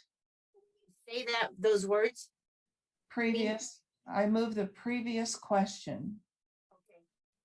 So you're You asking, say that's what you're trying to do is stop the debate. yes. You can also say, I move to stop debate, and the chair would know. But it Okay. takes a 2/3 vote to stop debate because you're taking away the members' rights to you. discuss something. Also, I don't believe you could limit debate, the time that you can debate, limit your speech in the workshop. Because that's why you're there, is to discuss. Bonnie, do I understand correctly then that discussion regarding things that are going to be brought to the board should not be discussed like in groups of, I know Katie brought part of this up, but in groups then? I mean, like 1 or 2 people or 2 or 3 people, that discussion should be held for the workshop meeting? I will defer to Katie for that. Is Katie still here? Yeah, I'm still here. So quorum cannot meet. So if you have 9 members and 4 people meet, technically it's not a violation. I would say it's, ethics come into play there, especially if you're talking about an action that's going to come before the board for a vote. So that we shouldn't be just talking about it until we get to the meeting on the workshop so that we're all hearing the same thing. Yes, I mean, if you just stop and look at the basics, the reason you're here is to serve the members. The members have a right to hear what you think and the discussions that are happening. And when you start breaking into subsets of your board, you're not giving them that opportunity. Thank you. Thank you, Katie. If the workshop is going on for a long time, it is my opinion, a member may move to adjourn. The members would vote on adjourning the meeting. So what happens to the motions that are left? If a motion is on the floor when you adjourn, it is brought back at the next workshop under unfinished business. And any agenda items left on the agenda will be brought back at the next workshop under unfinished business. But I think that's the only way that you can limit your meeting time. And that's my opinion. So, Next. This is Sharon again. I'm sorry. Yes. So for example, right now we're talking about the tax issue. So what you're saying is if we haven't come to conclusion or consensus on something, it just automatically comes forward to the next meeting? I'm trying to understand how you decipher which way or what keeps coming up or coming forward.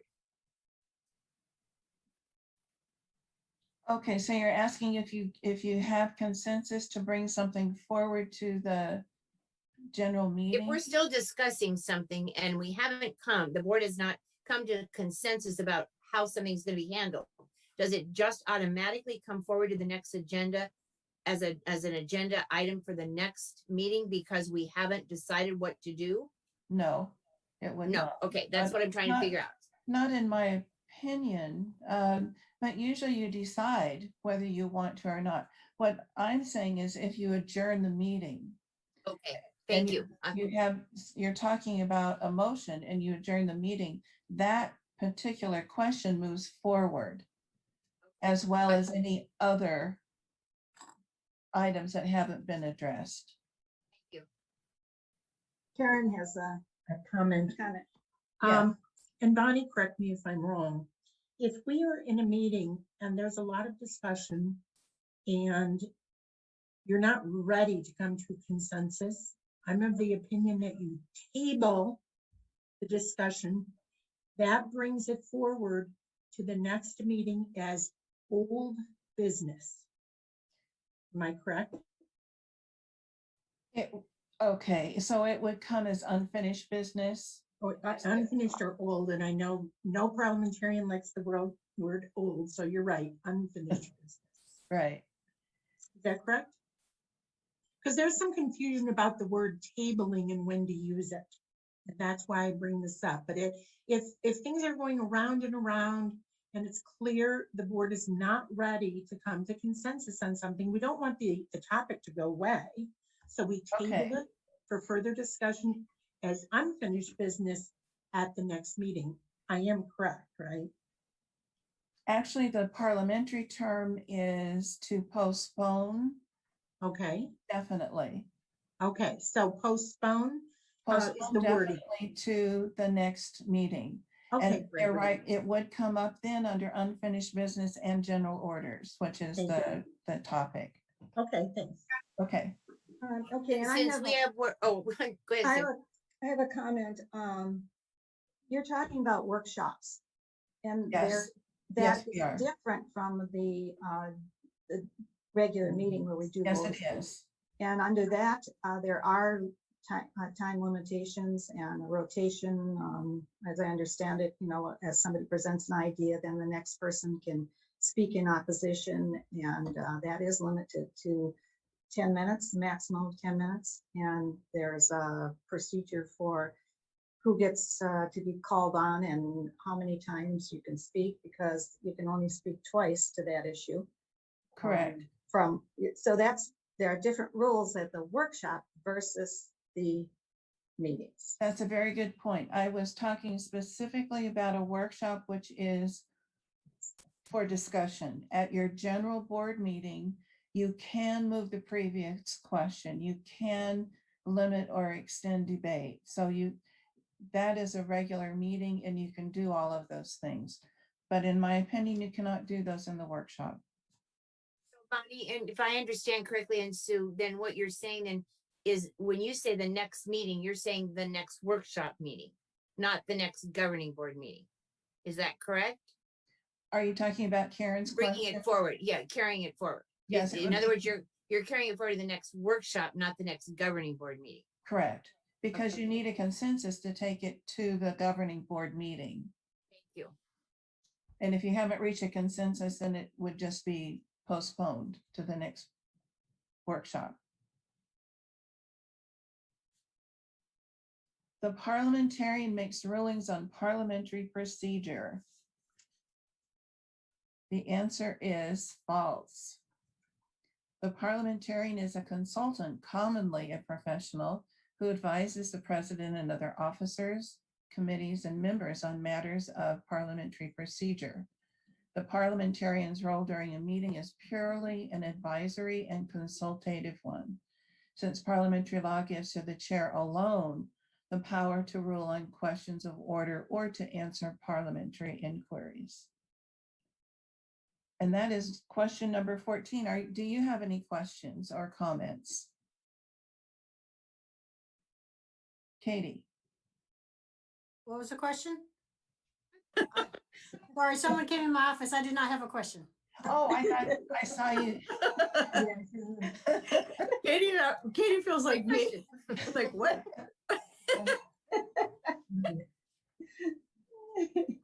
Any questions? Any questions from anyone? Madam President, that concludes my presentation. Okay, thank you very much, Bonnie. I think that, you know, you'll be very helpful to us as we have our meetings. And I hope to call on you frequently so that we can clarify things and keep us on target. And thank you very much for this presentation. You're welcome. Okay, now the boxes are bouncing around here. Any other comments? May I just ask, I don't know that this is on the agenda or not, but do we have a time or date, since I'm out of state, for the meeting for June 24th before I leave this one? When I left town, they hadn't decided whether it was going to be before or after, and I'm just trying to schedule my time. So I could be at the board Is it- meeting for sure. It's at 9 o'clock. Board meeting first, and then the annual meeting afterwards. Yeah. So board meeting starts at Currently. 9? Okay, Yes, the whole thing starts at 9. okay, thank you. And yeah, currently that's the plan. Okay, thank you. Okay, and now I'm going to say that we are going to have let's take a 15-minute break, and then we will conclude again. Is that called a recess? Yeah, recess time. And we'll start again at 12 o'clock. And at that point, we will be going through the governing board director guide. And any of you that want to stay for that are fine. 3 new people for sure are planning to be here, and we'll continue at that point. Okay, so see you in 15. Can I just mute? ask you one quick question since I'm not staying for the meeting? If you decide to make a decision on, even though it's in the governing board book that we don't reply all ever, I just want to know whether we're doing that, even if it's something like congratulating someone on something. I was told not to reply all, even though that's not against the rules in general, but we just don't do it at all. I just want to know what rule we're following. So when I'm not going to sit on that call for the next 2 hours. So I just want to know what you guys decide at the end. Yeah, Well, I'll tell you. it's, Thank you, Lisa. You're welcome. well, it's my opinion that it is in the guide, and I am in favor of keeping it. Okay. I think that the concern is that we want to make sure that residents know that we're not doing things behind closed doors. And if they find out that we are getting reply all, having discussions outside of our meetings, I think there's a concern. And I think that this just plain keeps us clean. Just, you know, the rules are never use it, and then we don't have to worry about that issue. Okay, thank you. So Katie, is it okay if I just mute and for the 15? Yeah, you guys can hit your stop video if you want. And I know you just got back on. We're taking a 15-minute recess. Y'all can just hit your stop video and your mute if you want. And then back when we get here at noon, make sure you restart video and unmute yourself, okay? I Katie. hope I can go back and listen to what was, I guess I can do this through YouTube. I probably lost about 10 minutes because my Cox internet went down. Yeah, you'll be on, it'll be on YouTube, yes. Thank you. Hey, Katie? All right, well, I'm gonna get off. Some of us have to make a living.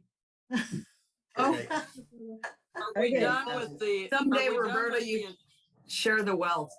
Are we done with the initial training for the regular board? Yes. We are in, yes. Okay, okay, There- thank you. This is Lou. There is an option to hide self-view. If you click on that, you don't have to start and Right. stop the video. Yeah. And that is another option at the three horizontal dots next to your mute unmute. So if you click on that, you can just say hide self-view, and then you can also mute. Just a Yep. thought. All right, thank you. See you all back at noon. You bet.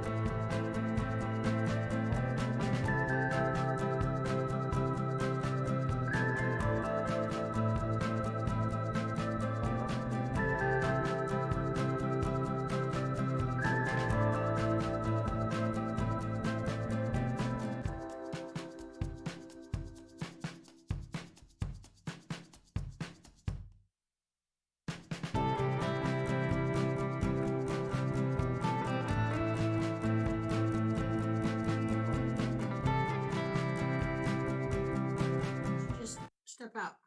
I think she's gone. Lisa is here, but not back at her spot. There's Lou. There's Harry.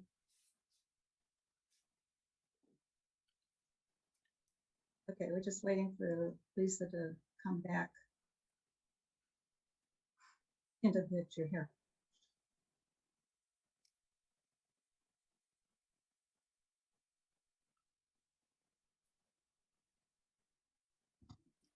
There she is. Okay.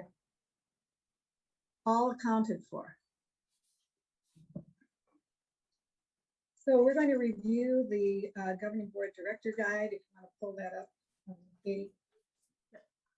Great. Okay, let's go to page 2. As you, well, that's page 3. There we go. Okay, as you understand, this governing board director guide was developed to be useful for new directors and for potential directors. It was a work conducted by the board special committee on board development. And the idea was to consolidate all of those issues that you might need to know about as a director that are located in multiple places, not to mention customs and those kinds of things. I kind of spearheaded this because when I came on into the board in September, I had missed the trainings in the summertime. And there were all kinds of things to learn about, and there wasn't a place to have all of those consolidated. So, you know, I'd get comments from Karen, and then the next week there were more comments, and then Jim would tell me a few things, and it became apparent that it would be a benefit to have those things written down so we kind of know what's going on. So many of the things that relate to bylaws, policies, and rules, but they also relate to kind of this is how we operate, so that you would feel comfortable in the position that you have joined in on. And of course, 2 of you have already experienced things, and hopefully you've come back to this to help you along the way. The additional thing that was placed onto this page is down in the bottom because of our remote situation this year. And the YouTube thing, that was a thing that was added on since you received this last campaign. So Karen wants me to let you know that this is a symbol. This is the easiest way to get to all those YouTube things. So make use of that when you see that on the website. Okay, moving along to page 4. I'm just going to try to highlight things that I think that are important. I'm not going to read everything to you. I think if you look at A3, the GM and the GBA, which is Karen, are 2 important things there, that because those are the employees that the board has. So we hire the general manager and we hire Karen. Okay. And this is important because nobody can operate if there are 9 different bosses, and there are, that's why your requests and things come through the president, so that the president then is the connector with these 2 people that we have hired. So I guess when you come with ideas or workload, and maybe we'll talk about that a little bit later, but those things coming to Karen needs to go through the president. And then I have to, as president, I will have to assess what kind of time frame she's got. For example, this year, there was so much time that had to be spent scheduling and rescheduling that Karen didn't have time to do any kind of consolidation efforts for any of the committees.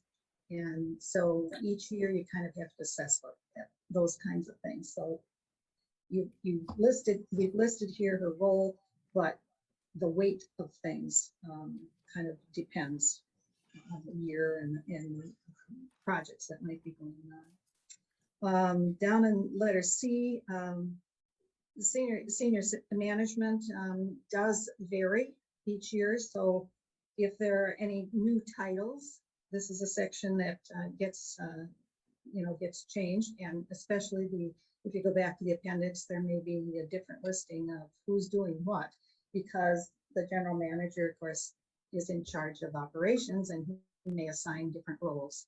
And I think that we're going through that right now. I think that there's been a switch. Casey is doing some things with clubs, and Riley is moving into dealing with membership. So those things change, and we try to update this director guide. We tried it just for once a year, and then sometimes we find, oh, well, we need to update it a little more often than that. So occasionally there will be changes. Any major changes other than just staff names and things like that, if there's a content change, that comes to the governing board to be aware of. Okay, page 5.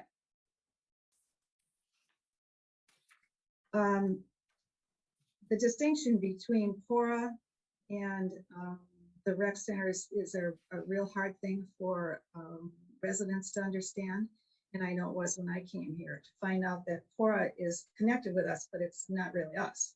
And so you might get that kind of confusion with the residents. So PORA is a separate entity, but it is the liaison that we have with local government and state government, et cetera, the items that are listed there. And it's not a requirement that you join PORA as well as the rec centers. There isn't in terms of the dues, but it is something that we support because of their taking over items that, because we're not a city government, there are things that they take care of. So you can help to try to let residents kind of know what that situation is. Okay, and in terms of directors and staff, this is a very important area because we often end up getting into operations when we really don't belong there. And so it's kind of a touch and go situation. The general manager is the one that selects the appropriate staff. I'm reading from E1. And he's the one that determines whether or not somebody is going to be assigned to working with you. And I'll give you an example. When the Arts and Design Committee started, it had to ask his permission as to which staff person would likely work with the committee and which would be the best. And then he has to give permission for who ended up being Carl to be our advisor and our liaison. And then committee requests in terms of the chairpersons. I'm trying to read, making sense out of why I have a little star by this E2. All committee requests must go through the committee chairperson to the governing board president, and then, if necessary, to the general manager. And that's relating, I guess, to the advisor. Okay, down to number 5. These are tips if you're working with staff that you need to remember to do. Avoid micromanaging the professionals that we employ. Telling them how they should be running their organization or their department. Beware of their time constraints and their workloads in terms of what you might ask of them. Try to use volunteers instead of overloading a staff member. You can volunteer to have somebody on your committee assist with something that might be helpful, and include them in discussion. They have the knowledge and experience in their area. So as you're working with a project, they can give you some history. They can give you the ins and outs of what might work and what might not work. And so also ask for their input when you put together your agendas for the meetings. And that's gives you some advanced work on what you should be doing. And try to be cooperative and real communicative with them, and then don't forget to give them credit for the work that they do. Down to communications, you each have a cubby in the mailroom, but I will tell you that that's really not in use anymore. It's interesting how that's changed over the last 3 years. People would write invitations to events, and then there would be little envelopes in there. And then Karen has really kind of notifies you if there's something in there, because everything's done electronically now, and you're just probably not going to getting a lot of communications through those cubbies.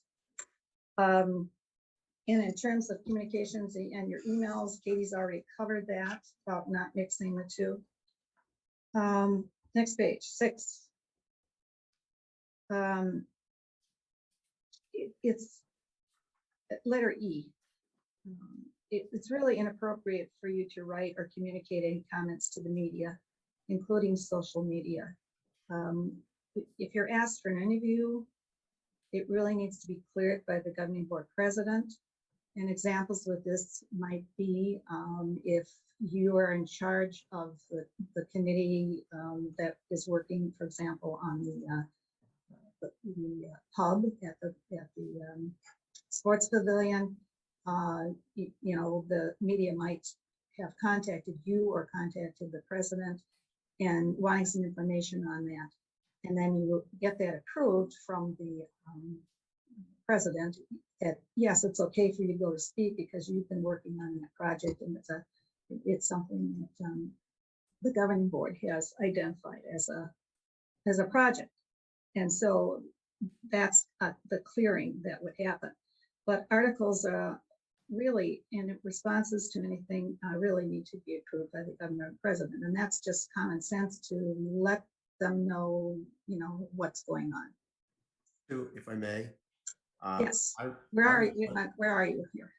I'm on topic Okay. regarding approval with outside news media. I recently asked George if I could meet with a reporter, and he said that I could, however, I had used specific language, which he gave me. Okay. So I guess my question is, as long as that language is used, then I presume that we are permitted to do it, which basically says it's my opinion, no one else's. It is not reflective on the governing board, nor is it reflective on the association. These are my personal thoughts and ideas. Can you went through the president to do that? I did, and Okay. Georgie said I could do it. Okay. Katie, do you want to weigh in on that? Sure. You are a resident as well as a director, so you have a right to your opinion. You have a right to write to the newspaper. If you're doing that as your resident role, you just need to say, I'm writing as a resident, not as a director. But then you are also not using privileged information that you gained as a director to share that opinion. Sure. For example, I have a legal opinion that says blah, blah, blah. If you gain that as a director, that's not appropriate. Sure. If you're saying my committee is going to do X, Y, and Z, because that's a board function, that we need to know specifically what you're saying, because that may not be what that committee is going to do. But as a resident talking your own opinion, you absolutely have that right, and you do need to let the reporter know I'm speaking as an individual. Great. Thanks, Katie. Okay, moving on, letter G. Comments to individuals in the public should present a united front. In other words, they should say, well, the board decided, because you have no authority as an individual. We have to speak as one voice, even though you disagreed with this, you know, the vote or the decision. That's the proper way to handle it. Letter I. Be careful discussing things in small groups. It's a divisive approach, and Katie pretty much covered that when we talked about the legal things.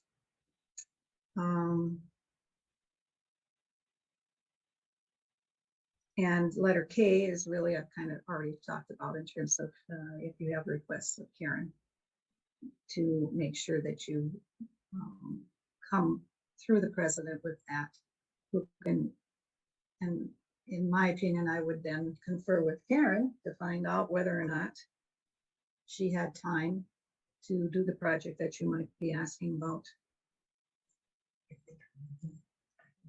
Yes, and if you go directly to Karen, she's going to come to me. So, because she's going to get approval before she conducts the activity that she's been asked to do. And oftentimes, if you come directly to me, I can get responses or get answers for you, or I can refer you to somebody. So it keeps the president understanding what the directors are doing. And that's just common courtesy. Letter L, okay, Sharon asked that question again. So I'm of the opinion that we keep the reply all as something that you do not do, and then it just keeps us clean. So that issue, I guess, has already been addressed. How to handle resident issues with staff. This section was developed in a consultation with the staff when I think it was at the very beginning of writing this document. We had an open discussion, and from the comments that directors made and the comments that the staff made, then these 10 things, I think it's 10 on the next page, or nine things, whatever it is, were developed because of that, to try to help you understand when you get something and you get an email from a resident, what do you do? How do you handle things? First of all, you can go, questions can go directly to a specific staff for a response. You know, somebody calls you and they emails you and they say, well, is the golf course painting green on the greens? You know, using paint on things. You know, you can go and ask that person and then respond with the answer. But really the easier way is to just forward that response or that question directly to the appropriate staff person, and they respond. And they'll take care of that communication with the resident so that you don't get into a position where you're giving erroneous information or questionable information. Let them do it. Anything that comes to you, oftentimes it'll come to all governing board directors on email. You do not need to respond because that's the job of the governing board president. So that the board president responds to that resident. So they're getting an answer rather than getting 9 answers. It kind of just helps that situation. Be careful about giving direct. Can I ask a question? Sure. Yeah. So an email comes in from a resident asking whatever question they have, and it comes to all of us. Mm-hmm. And then do the rest of you answer it as the governing board president? Do the rest of us get to see how you respond so that we know what the answer is that you've given that resident, so that we're aware of what the answer was? Yeah. Yes, you do. I haven't done it yet, so.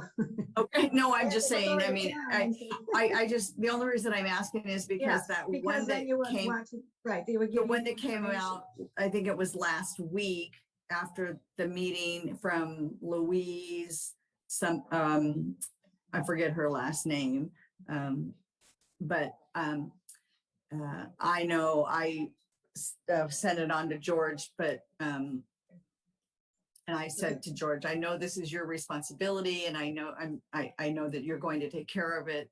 I would just like to, know what the response is, so that I don't know this person, but I'm learning that as a director that I'm caught outside the grocery store, Right. and you're confronted and then they say, oh, I sent this in and I never got a response. But so I just would like to know. And so, Yeah, but well, I would my think- point being is that whatever George wrote back to me and said, I took care of it. Great, George. I'm glad you took care of it. But guess what? I don't know what the response was. So Right. if And I'm so now, confronted now, I yeah, don't know and what then the the response other was. problem I'm with- just curious, as our incoming president, are you going to share with us Yeah, your I could- response so that we're not all in the Yeah, dark we on could this? send a copy to you of the response, and then you would know, because if it's a question and you want to know the answer too, Yeah. then you would Well, get sure. that information. Sure. We all want, you want your board to all be on the same page and we all, Right. how we're gonna be, act as one, like we all should be Right. acting as one and speaking Yes. cohesively and. Yes, okay, Karen's got it. I'm just gonna add to that, Lisa, you may have noticed. the We last can't hear you, couple- Karen. Can you hear me now? I Yeah. can. Okay, so you may have noticed that the last several inquiries that have come into the GB distribution is how they come into the general board. I've been responding with sort of a blanket response, and I've been sharing that with you so you know that something has gone Yes, back. I And I then do if see the yours. president wants, the president will add to it, or sometimes the president refers to staff. And what I ask staff, and maybe Katie, you can share this with staff, when they respond, the board and I need to be copied. Because if staff responds, we don't hear those responses either necessarily. So the board, and again, out of courtesy, so that we're all in the same loop, that's critical. So this is something I will let you know that anything that's ever come into the board, I check on everything. I've not until recently been responding because I know George typically does or sends it to somebody over on staff. But now I'm trying to make that more formal because I don't want anybody to slip through the cracks. Okay, does that make sense? Thank you, Karen. Wait. Thank you. I'll bring that up at our managers meeting, so all the managers know. Okay. Thank you, Katie. I Wait. appreciate that. I just feel like if we're all trying to speak as one voice and we all don't look like bubbling idiots out there because, we Absolutely. didn't know the answers. Good point. When, Um, when that email is sent to everyone, is that a violation of open meeting laws? I mean, does that now become an open meeting? My question. Well, you're not responding to it. Like when I do it? I mean, when Karen does it? So my question is, someone asks the governing board email a question. Okay. Either Karen or Sue, not a staff member, responds to the person and copies the governing board members. Is that an issue in regard to the open meeting laws? Because now everybody's on board. I don't know. It's just a question.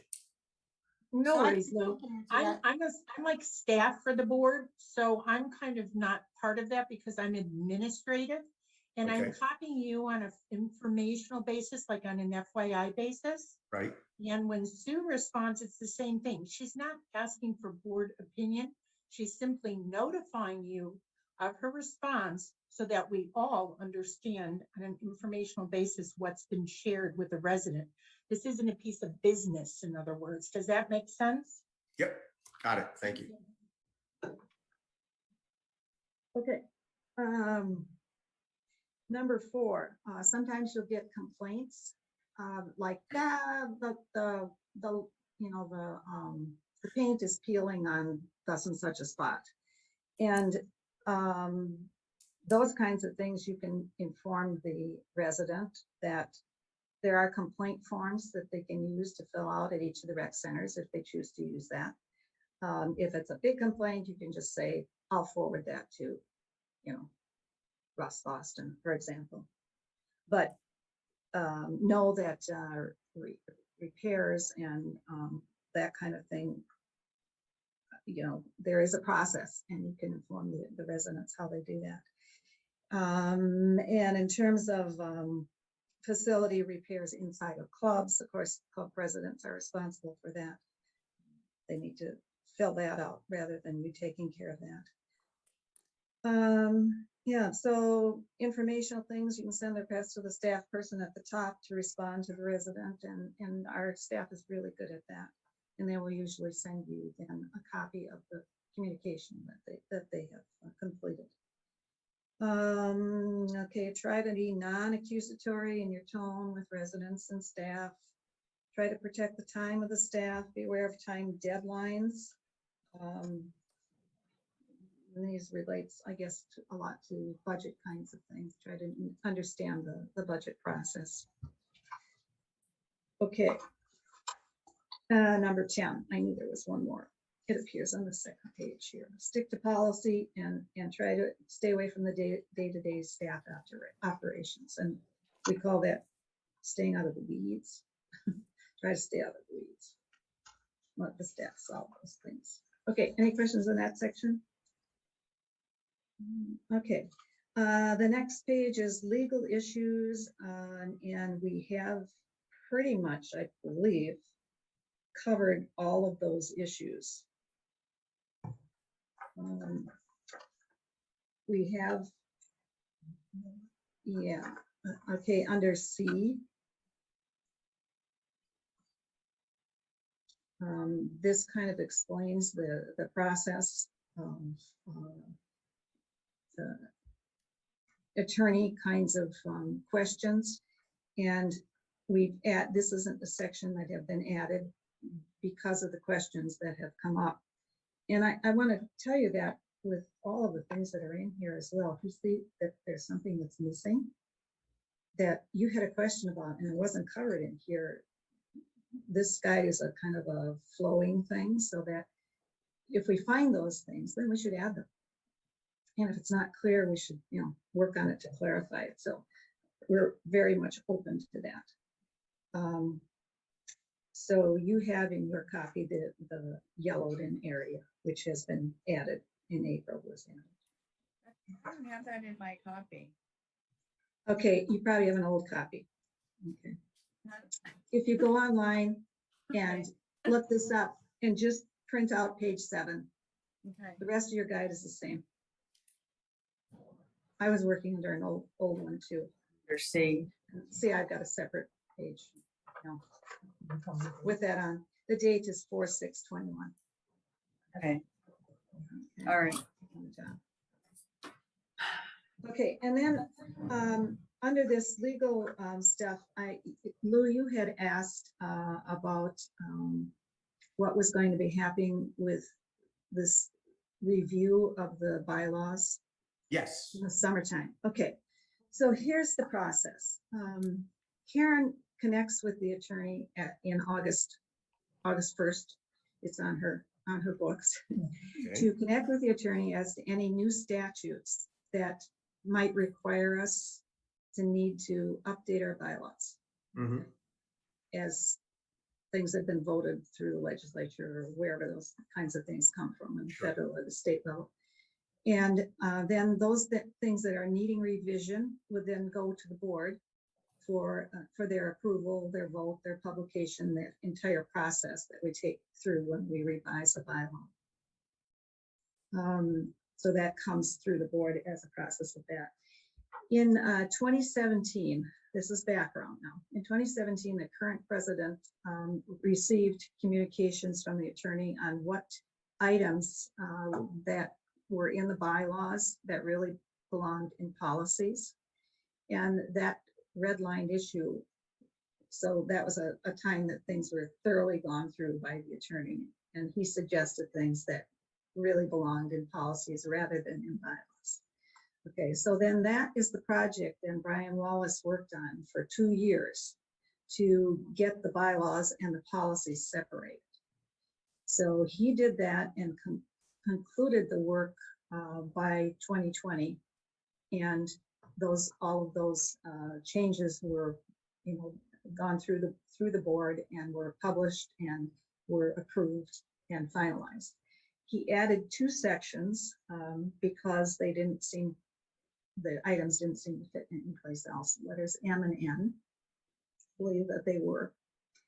And then the document went back to the, well, I guess before they were published, the document went back to the attorney, and their clerical staff did the renumbering, because every time you change something, then the whole numbers in the entire place have to be reorganized. So that was put back. There were no substantive changes occurred in this process because it was so complex to do this process that Brian focused only on removing policies from bylaws. And so the next step of the process that really needs to happen is there need to be a processing of reviewing those bylaws and determining whether or not there are some things that need to have changes. So that step has not happened yet. Okay. So to me, that is a goal that we should probably be working on, and maybe breaking it apart into pieces or to attack it, because to do the whole thing at once is like pretty overwhelming. So you have to find a way to attack the issue, a method to have it happening. The policies, I think, are in pretty good shape in terms of each of the committees have done an excellent job in the last 2 years, I would say, reviewing the policies as it relates to their area. But there are some areas that a committee does not cover. You know, policies L are not covered, I think, by committees. And those things maybe need to have us take a look at.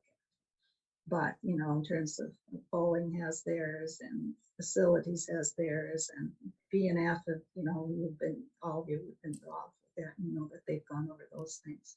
So I see this as something that we need to probably work on. And Katie kind of touched on this when we talk about, or maybe it was a parliamentarian, no, I guess it was Katie, talking about anything that, you know, you can go through a process to change a bylaw, but anything that relates to the members' owner rights are very, very difficult and complex to be able to change. So those areas have a different process. But that's kind of the long answer. There is not a meeting where the attorney sits down with the board and goes over the bylaws. Great. Thanks for That clarifying. was a misunderstanding of what was. Sure. Got it. Yeah. So that's the process. And we'd be open to that. Working on that. Okay. Legal issues. The next page has been revised, and page 8, because that's been redone. So you'll have a new, the order of precedence, you'll have a new page with that. It has to be updated. Okay, page 9. Volume, you may have a different numbering system than I do. Looking at meetings. Maybe it's not that far yet, Katie. Hello?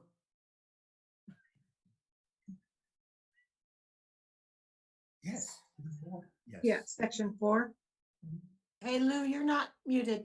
Oh, well, yes, I'm in a meeting, actually. Yeah, we can hear you. Please. Hello? That would be fine.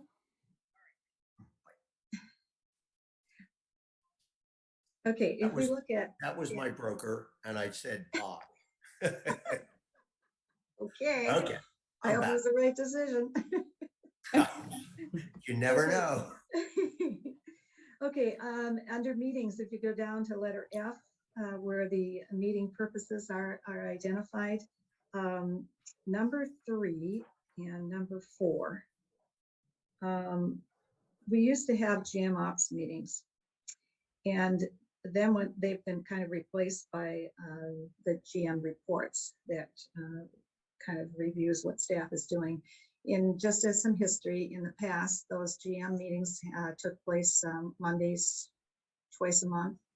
And there were a lot of the staff members were brought in to read what you already are having on your weekly reports. Bill chose to not use that system, and I didn't disagree with that because I think that we get everything from that weekly staff reports that he shares with us, and it's out in the public is available to that as well. And this relates, okay, let's go on to number 4. Weekly president hours. This became a little bit changed during the year. And we never had the executive team meeting with the general manager in prior times. And I am not of the opinion to continue this. I think that that contributed to some of the feelings that some people were getting more information than others. So I'm not a proponent of doing that. And so I would be recommending that we eliminate that operation. And instead, I would meet with the general manager as necessary and then share the information accordingly as to the way it was done in prior years.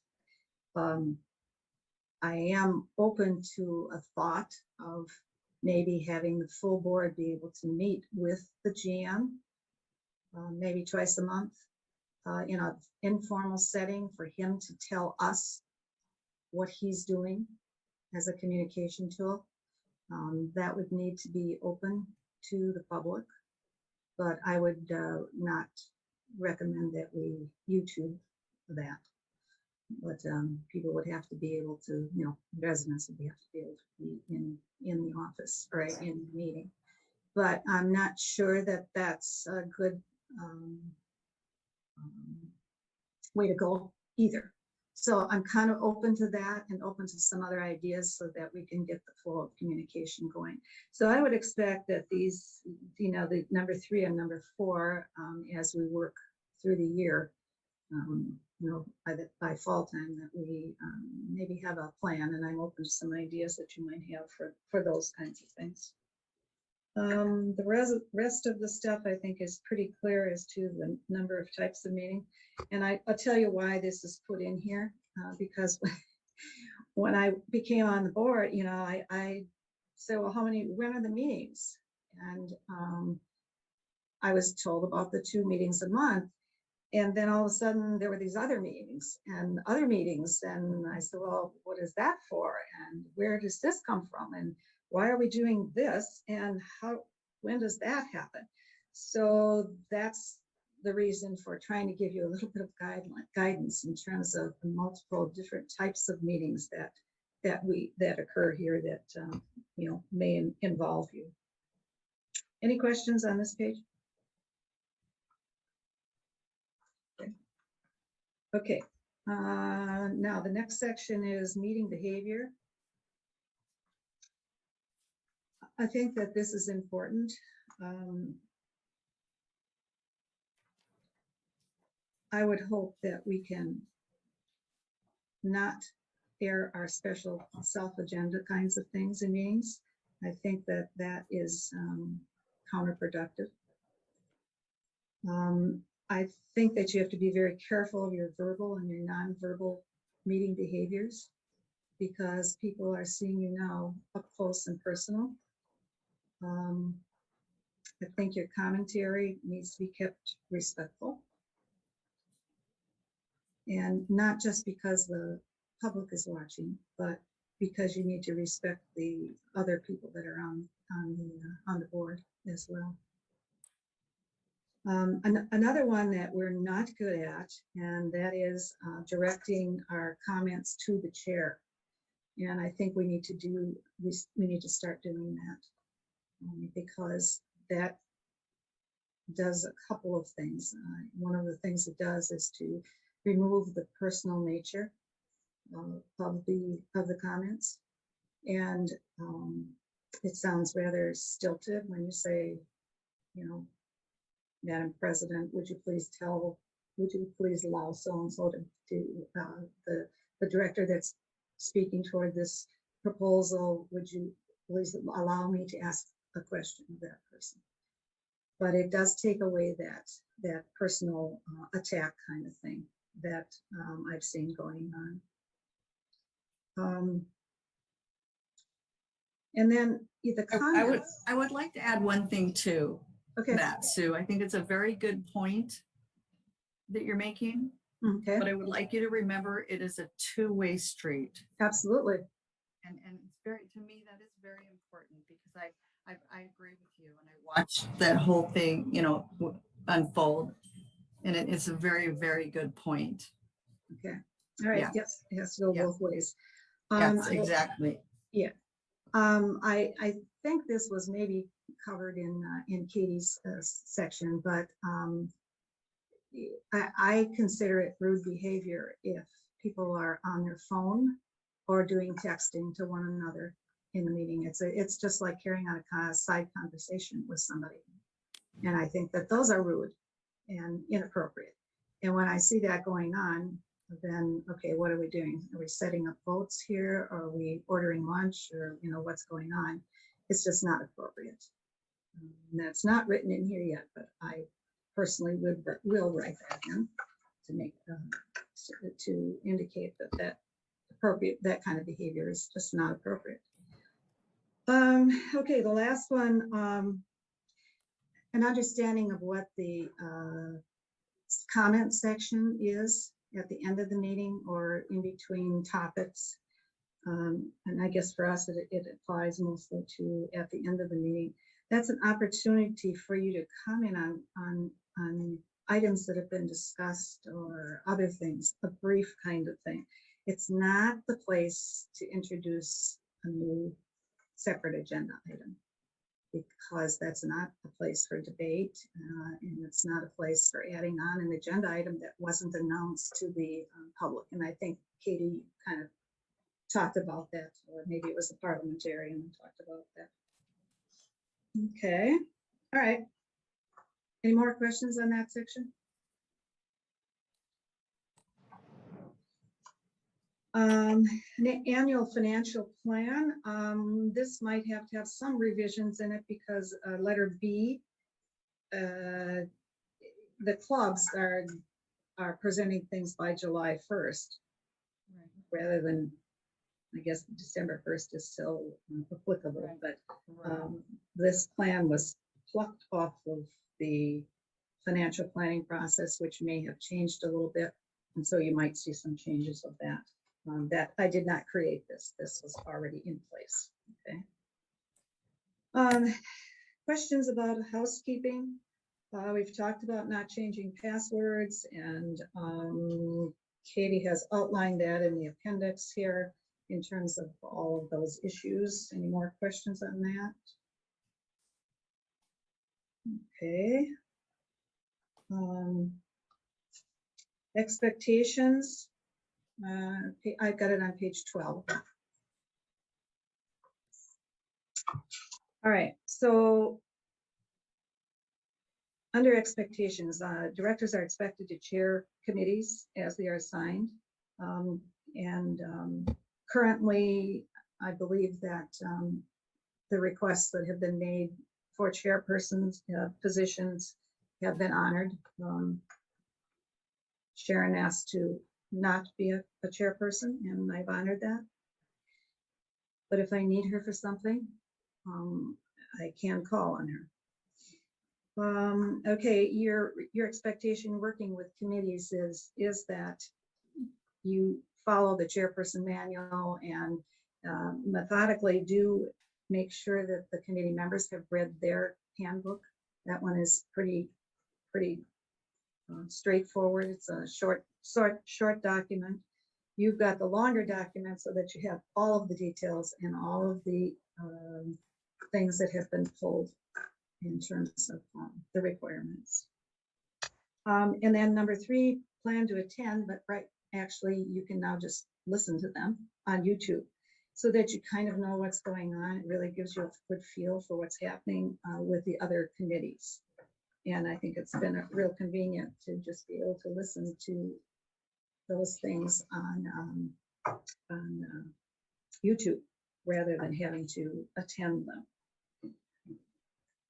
Okay, attendance at meetings. I'm thinking that we are really in good shape with this item because of the availability of electronic connections.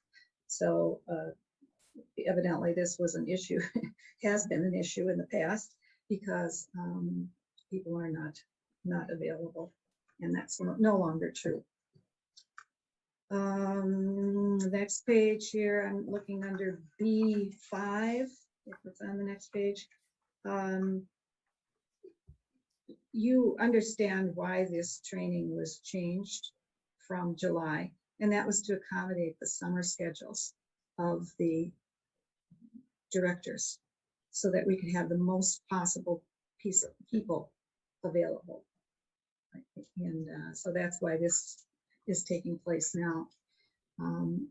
And that was the same status of the goal setting. Normally these aren't happening until after and until you're technically in office. But so I think the word July will probably be removed from this as possible.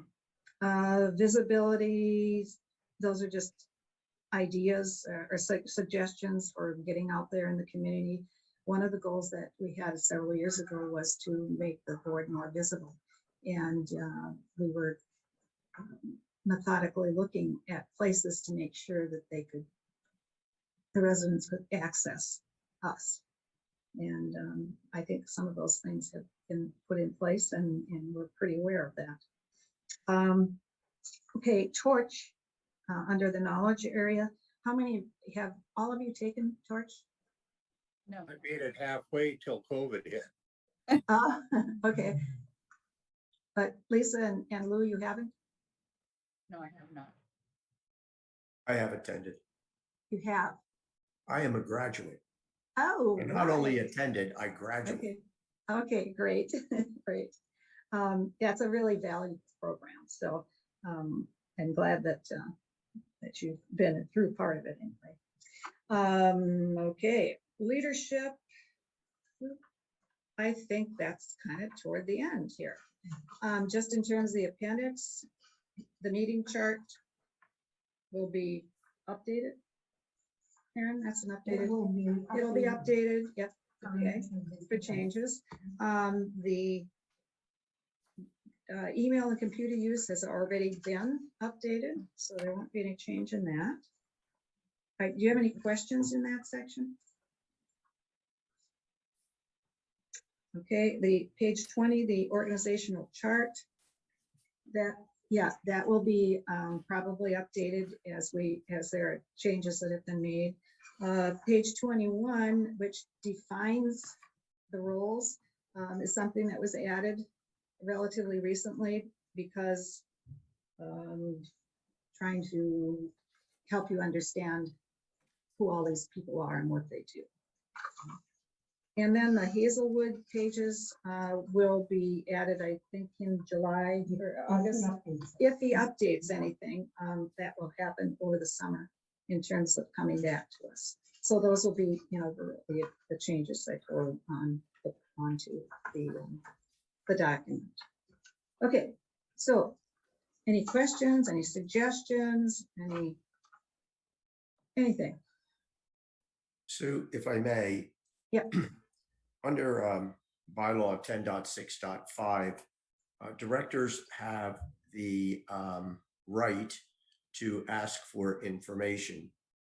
I agree it should be sent via the president. If that information isn't provided and the bylaw says that we are specifically approved to receive that, what is the recourse?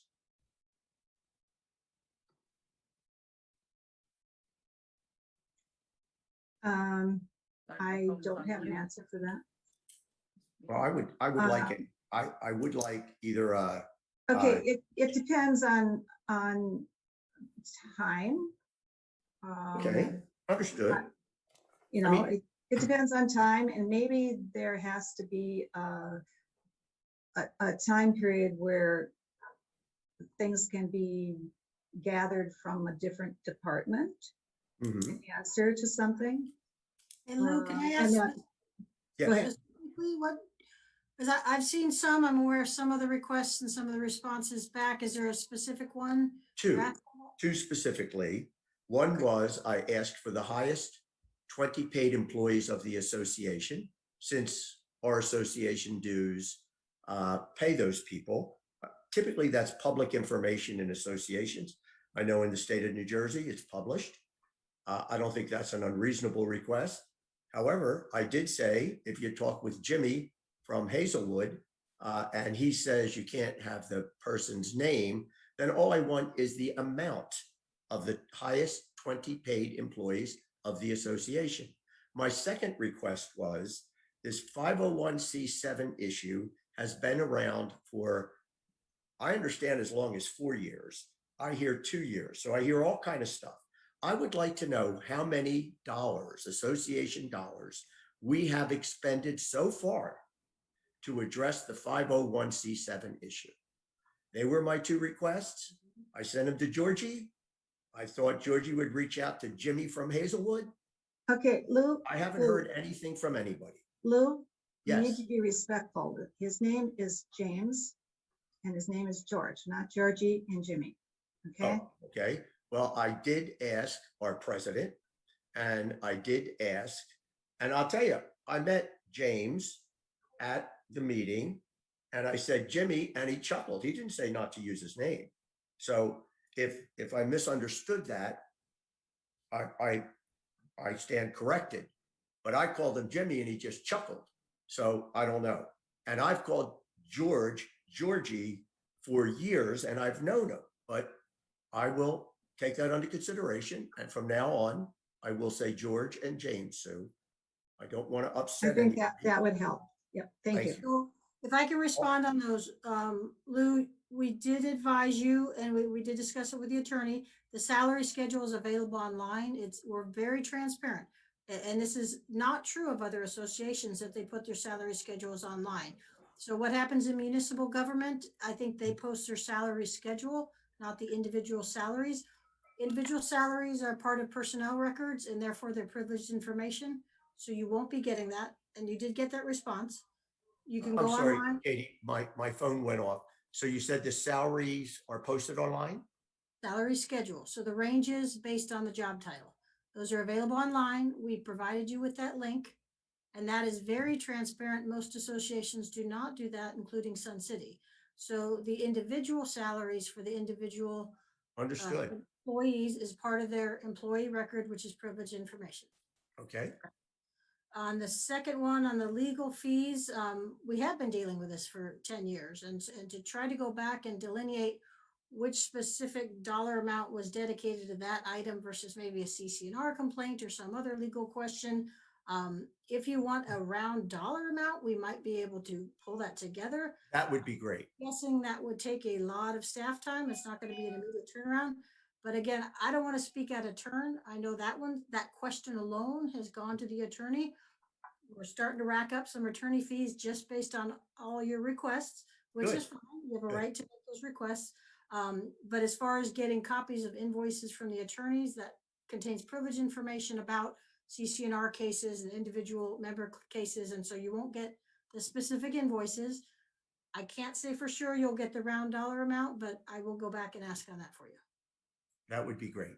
Okay. And just related to the 501c7. Now, I want to keep it narrow because I don't want to have staff have to go crazy about all legals. Just and a round number is fine, Katie. I'm good with that. And as far as the salary information goes, I'll look at the schedule. Thank you. Yeah. Okay. How far back do you want us to go? Just on this, starting with Kiva West a year and a half ago, or 10 years ago with softball? I mean, what is your purpose for this information? And that might help me determine what I'm looking for. Well, I would say let's just go back 2 years. I think that's a reasonable amount of time. mean, I don't know how many legal invoices we've gotten in 2 years, but let's assume we get one a month, maybe two a month. You're looking at 50 invoices to say, was this related to 501c7? I think that's reasonable. Okay, I will make the request. I'm not promising you the information. I will check That's with fine. James on that. Can I ask the reason you're requesting that? Well, Just- because Curious request. my reason for the request is I now know the impact of this 501c7. I personally have not gotten anything other than this is the legal opinion. We can't have guests at dances. We can't have a lot of different stuff. So what did it cost us, the association, to determine these significant changes to our community? I mean, I went out and read 501c7 personally. I thought it was pretty well written considering it's an IRS document, but obviously we have to have legal opinions and professional fiscal opinions. And I'd like to know, what's that worth? Okay. That's it. I mean, it's not going to include the staff hours that went into this investigation, which were significant. We have been studying it since before COVID began. Uh-huh. Can I request that you hold your request until after the annual meeting? Because the No. GM is planning an extensive No. review of where we're at. Because Lou, this is going over, where we're talking about making demands of staff. You need to be responsible for making requests that are reasonable. okay. And So you I need- said, and go you ahead. need to be concerned about what kinds of things you're asking people to produce Mhm. and what the purpose might be. I think I gave you the So then you purpose. need to look at whether or not the time that it's going to take for these people to do this and what is the benefit for us, Well, I said, and go ahead. Pardon me. this is why it goes through the president, and this is why sometimes you don't get what you want. Understood. I mean, you have to look at the benefit and the time that you're asking, and it's like making demands of staff, which we are supposed to be careful of doing that. I understand. And as I said, I don't know how often Hazelwood bills, but typically legal firms only bill once a month. I asked for 2 years worth of review. That's 24 documents. Is that unreasonable? Are you saying that's unreasonable? Lou, let me Review. take the request back. Now that I understand what you're looking for, we're only going back 2 years. Let me take the request back, see what I can do, but also understand it does not include the hours that staff has spent studying this issue. Okay. And we'll get it and I'll put the request in, but do know the GM does plan an update, and it'll be an extensive update, not club by club, but kind of every subset of the club situation, because they're all very different. How we're handling this one, how we're handling this subgroup, how we're handling this individual club. So we do have different solutions and different stumbling blocks on every single group. So that'll be at the annual meeting, but I will bring the request back for the rounded up number specifically on the 501c7s for the last 2 years. Okay. And just note on there that it didn't include any staff time and all the other expenses, just legal fees. Okay, Okay. All right. great, thanks. Appreciate it. So I have a question. Okay. And I don't know nothing about Lou's, but so I just, in listening to what Katie was saying, and so it sounds like Bill is going to be updating at the June 24th meeting, Yes. residents and everybody extensively on the 501c7, which sounds like this is where the governing board is going to get their update as well extensively. Would it be possible for us to get one of these meetings that used to be where the GM used to meet with the governing board twice a month. And now it's just, we get the weekly letter, but as far as just waiting for that update and us getting updated at the same time as all the residents, is it Okay, so possible you're- for you're- us, yeah, maybe you're the day asking for- before? Yeah, that you're asking for we an could get update before, updated? yeah, before he presents it to the residents, that Right, we have an opportunity to see it. right. Would that be The possible? Well, the PowerPoint will come up. No, well, no, because this is an annual meeting. It's runs differently. I don't, I'm just asking, I don't know. Is Katie? Yeah, Well, if we call a special meeting to update you, it is now a public meeting and the public. Correct, that's correct. Yeah, I Yeah, mean, I'm not saying call it a special we can- meeting, but, Yeah, it's a I'm week. sorry? away. It's a week away. right, Um, but I know we're So- all impatient, we all want an answer, but this is super complicated. The dance clubs are different from the card clubs that are different from the 501c7. trust me, I was on the tax committee. I'm well aware I that know.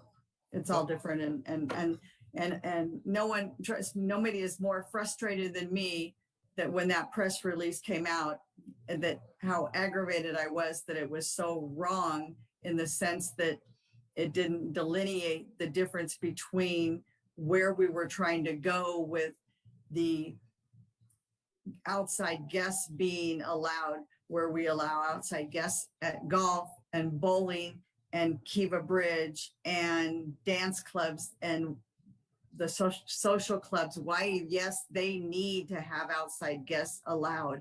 And no, it was never intended for craft clubs to have outside guest membership. That was never intended. It was never said that way.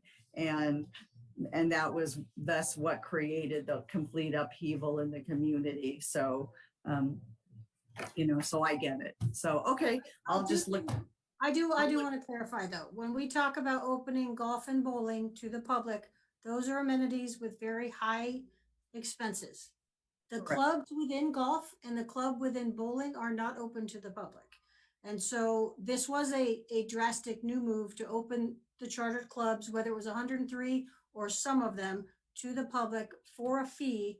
That is a new move. And per what Lou said at the meeting, there would be a cost, whether it was for minimum wage employees or other employees, there would be a cost to administer this, whether it got into 1099s for craft clubs, whether it got into having a credit card machine sitting there swiping people in. And my job in putting out press releases is to keep the community informed. Come to the meeting, find out more. It was the dance clubs and the social clubs and the card clubs that were the ones that would continue as they have on in the 6 years that I've been here, that have been needing them to maintain their memberships and allow them to continue to maintain their spaces and have that. And that would have been nice to have had in there as well, but somehow that information didn't make it in there, but that's okay. That's all right. I get it. That was not the way the proposal was phrased at the time. I do think Mm-hmm. Lou put out some clarifying information later. You know what, Katie? I'm in total agreement and touche for you guys. You got me and good for you. But I do have a But question. that's all I'm just saying unrelated. is that I would like to have seen, I see that I get Hey, press releases get Everything's love done and fair. and Yeah, everything's fair and love and war. But anyway, I have an unrelated question. Okay. The general manager has a meeting and he invites directors. Is that an open meeting? Bill says, Sue indicated that Bill maybe we'll have these meetings, right? But they're called by Bill. But his invitees are the directors. Are you going to have a quorum and are you going to discuss board business? We will have a quorum, I'm sure.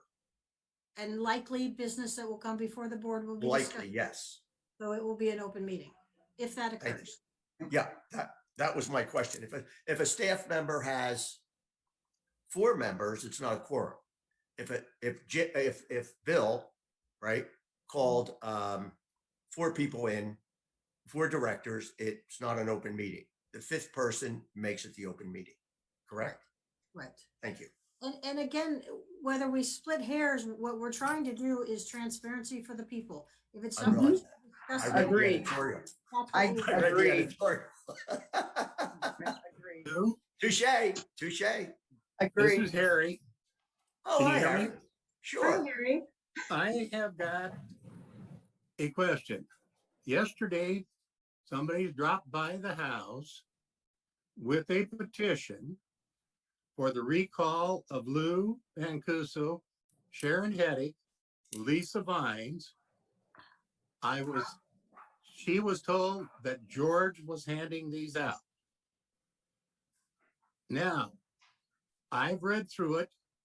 There are things in there that I think are not truthful, are not factual. And my question to you is, do I have to remain silent next year so I don't have a recall petition against me led by the president of the board? Is that the question of me? Yes, you're the president of the board next year. I'm not on yet. I don't go Right. on till you're president.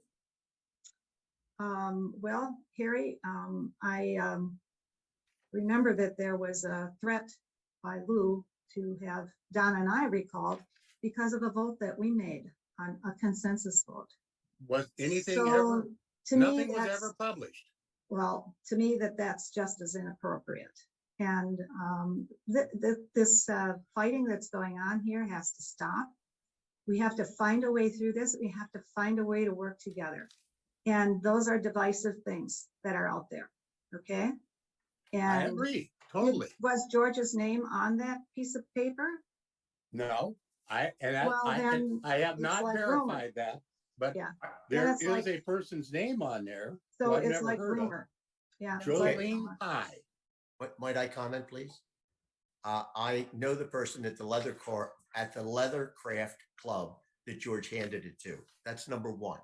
But number two, Harry, I do want to make a slight comment. You said there was a recall of Sharon Heddick, Lisa Vines, and Lou Mancuso. I want you to know I'm first on that list. Thank you. Okay, And it was I handled. just listed what- the three people. Right. It was handed out by George and it was handed out at the Leathercraft Club. And if you want me to go get the person, I can go get him. But it's neither here nor there. Listen, Right. everything. And it's okay. And if something occurs with it, it's. Okay, let me say this, Sue, Yes, Lisa. you and I talked on Tuesday and you asked me if Lou was doing a recall on you and Donna, and that you asked me to talk to Lou and settle Lou down. He needed to calm down. He needed to stop with the outbursts. And I told you, I didn't have a well- conversation with you on Tuesday. you and I talked. I did call you, Sue. That was a because week ago. I did, no, you were in the car, you were driving because I called to ask you why we were doing this via Zoom because Oh, I had right, to- you just I got back had to from the change airport. my flight to come home from the funeral services. Okay, But anyways, that neither here nor there. But anyways, so my thing was Harry and I both, we've been on Lou's case and we said, you've got to stop this whole thing. Let the dust settle. Everything's got to stop. I said, there is no recall. There's nothing. There's no petition. There's nothing. He is backing down. He is settling down. And I did what I was asked to do. well, I thank you for that, and I think. And I you- did yes, that, you've but then vindicating imagine, yourself. imagine the slap in my face when the very next day I get a phone call that George is Well, I am done a not, petition. I'm not George's, I'm Keeper. not in charge of George, okay? Well, the sad thing is I got the phone call 5 minutes after I had been on the phone with Donna Maloney, and Donna called me yesterday. And we had a very nice hour-long chat, and then I called her back and I said, did you know about this? And she said, well, yeah, I'm not gonna lie to you. Yeah, I knew about it. So she was honest enough to admit that she knew about it. And I said, okay. So I said, you know, isn't this interesting? I did what was asked of me, and I got Lou to, you know, back off, settle down, give it a break, Lou, give it a rest. And then, you know, and she was Usually- calling to ask me why I voted the way I did. She just wanted my opinion, why I voted the way I did. And agreeing, we both, you know, she agreed that we've worked together in the past just fine. And she said, and I wanted to understand and see what we could do. And I said, okay. We had an hour-long talk. So. Okay, we are Well, way, Sue, way, I way have- off target. I understand that, Sue, but it's interesting this to is- me that it's this is okay that also- you asked me to do This this. is and also the a meeting. very next day, boom. I- The mortar was lobbed. May I I'm just, not involved in this, whatever it is you're talking about, okay? And this is a training session. We've done the training. This is what we've told the public we're doing, and this is reverted into something different. And it's not on the agenda. And I think this discussion probably has to end at this point. thank you, Sue. May I make Thank you, Sue. a comment about director Sue. conduct, which is part of this training Yes. session? It is. I'm, Go ahead. I'm hopeful that my conduct today was more gentlemanly and Yes. more laid back. Yes. And at the next governing board meeting, I will address the community that it is regrettable that my conduct was ungentlemanly. So first of all, I appreciate that. I think that would be a great start, Lou. and I agree, and I will try to keep my decibel level low, although you must always remember that I that I am of You're Italian excited. I descent. know. Okay, I'm done. Are we done? Okay, all right. Just we- one are item, we- Sue, along with the training session, I would ask you to read policy LO5 1.0. Now you're starting, Harry. 1.0. Yes. Which is posting of signs and distribution of literature. Mm-hmm. And it's very straightforward to me. And when you read it, you will know what my problem is. Thank you. Okay. I will check Okay. on that. Are we done? I hope so. Everybody's Oh, done? you Thanks know for more your than- help, Katie. Yeah, Katie, thank you, Katie. I want to tell you, I am impressed with this. There was a heck of a lot of good information. Correct. I think Bonnie did a good job. Yes. I actually took the test. I don't know how many did, but I can tell you after 9 questions, I had 7 wrong. Mhm. After 9, I gave up. But Thanks I- for your honesty. I took the test. 9 questions. I had 7 wrong. So that's why we have a parliamentarian. Good. That's That was good. Yeah, that's right. Okay, would ask thank 2 you very things. much, and we will adjourn the So meeting. What's When, that? ask Bonnie to please number them because really after 9, I got confused on which one she was on. But if you numbered them and I would ask her to I thought they read were- the questions first and not give the answers Yeah. and let everybody put them down. Right. And that, That's how you she know- chose to do it, so. yeah, I know, but I want to tell you, I couldn't believe how many I got wrong. Yeah. Thanks. Okay, all right. I'll see you guys later. Doodles. Okay. Meeting's adjourned.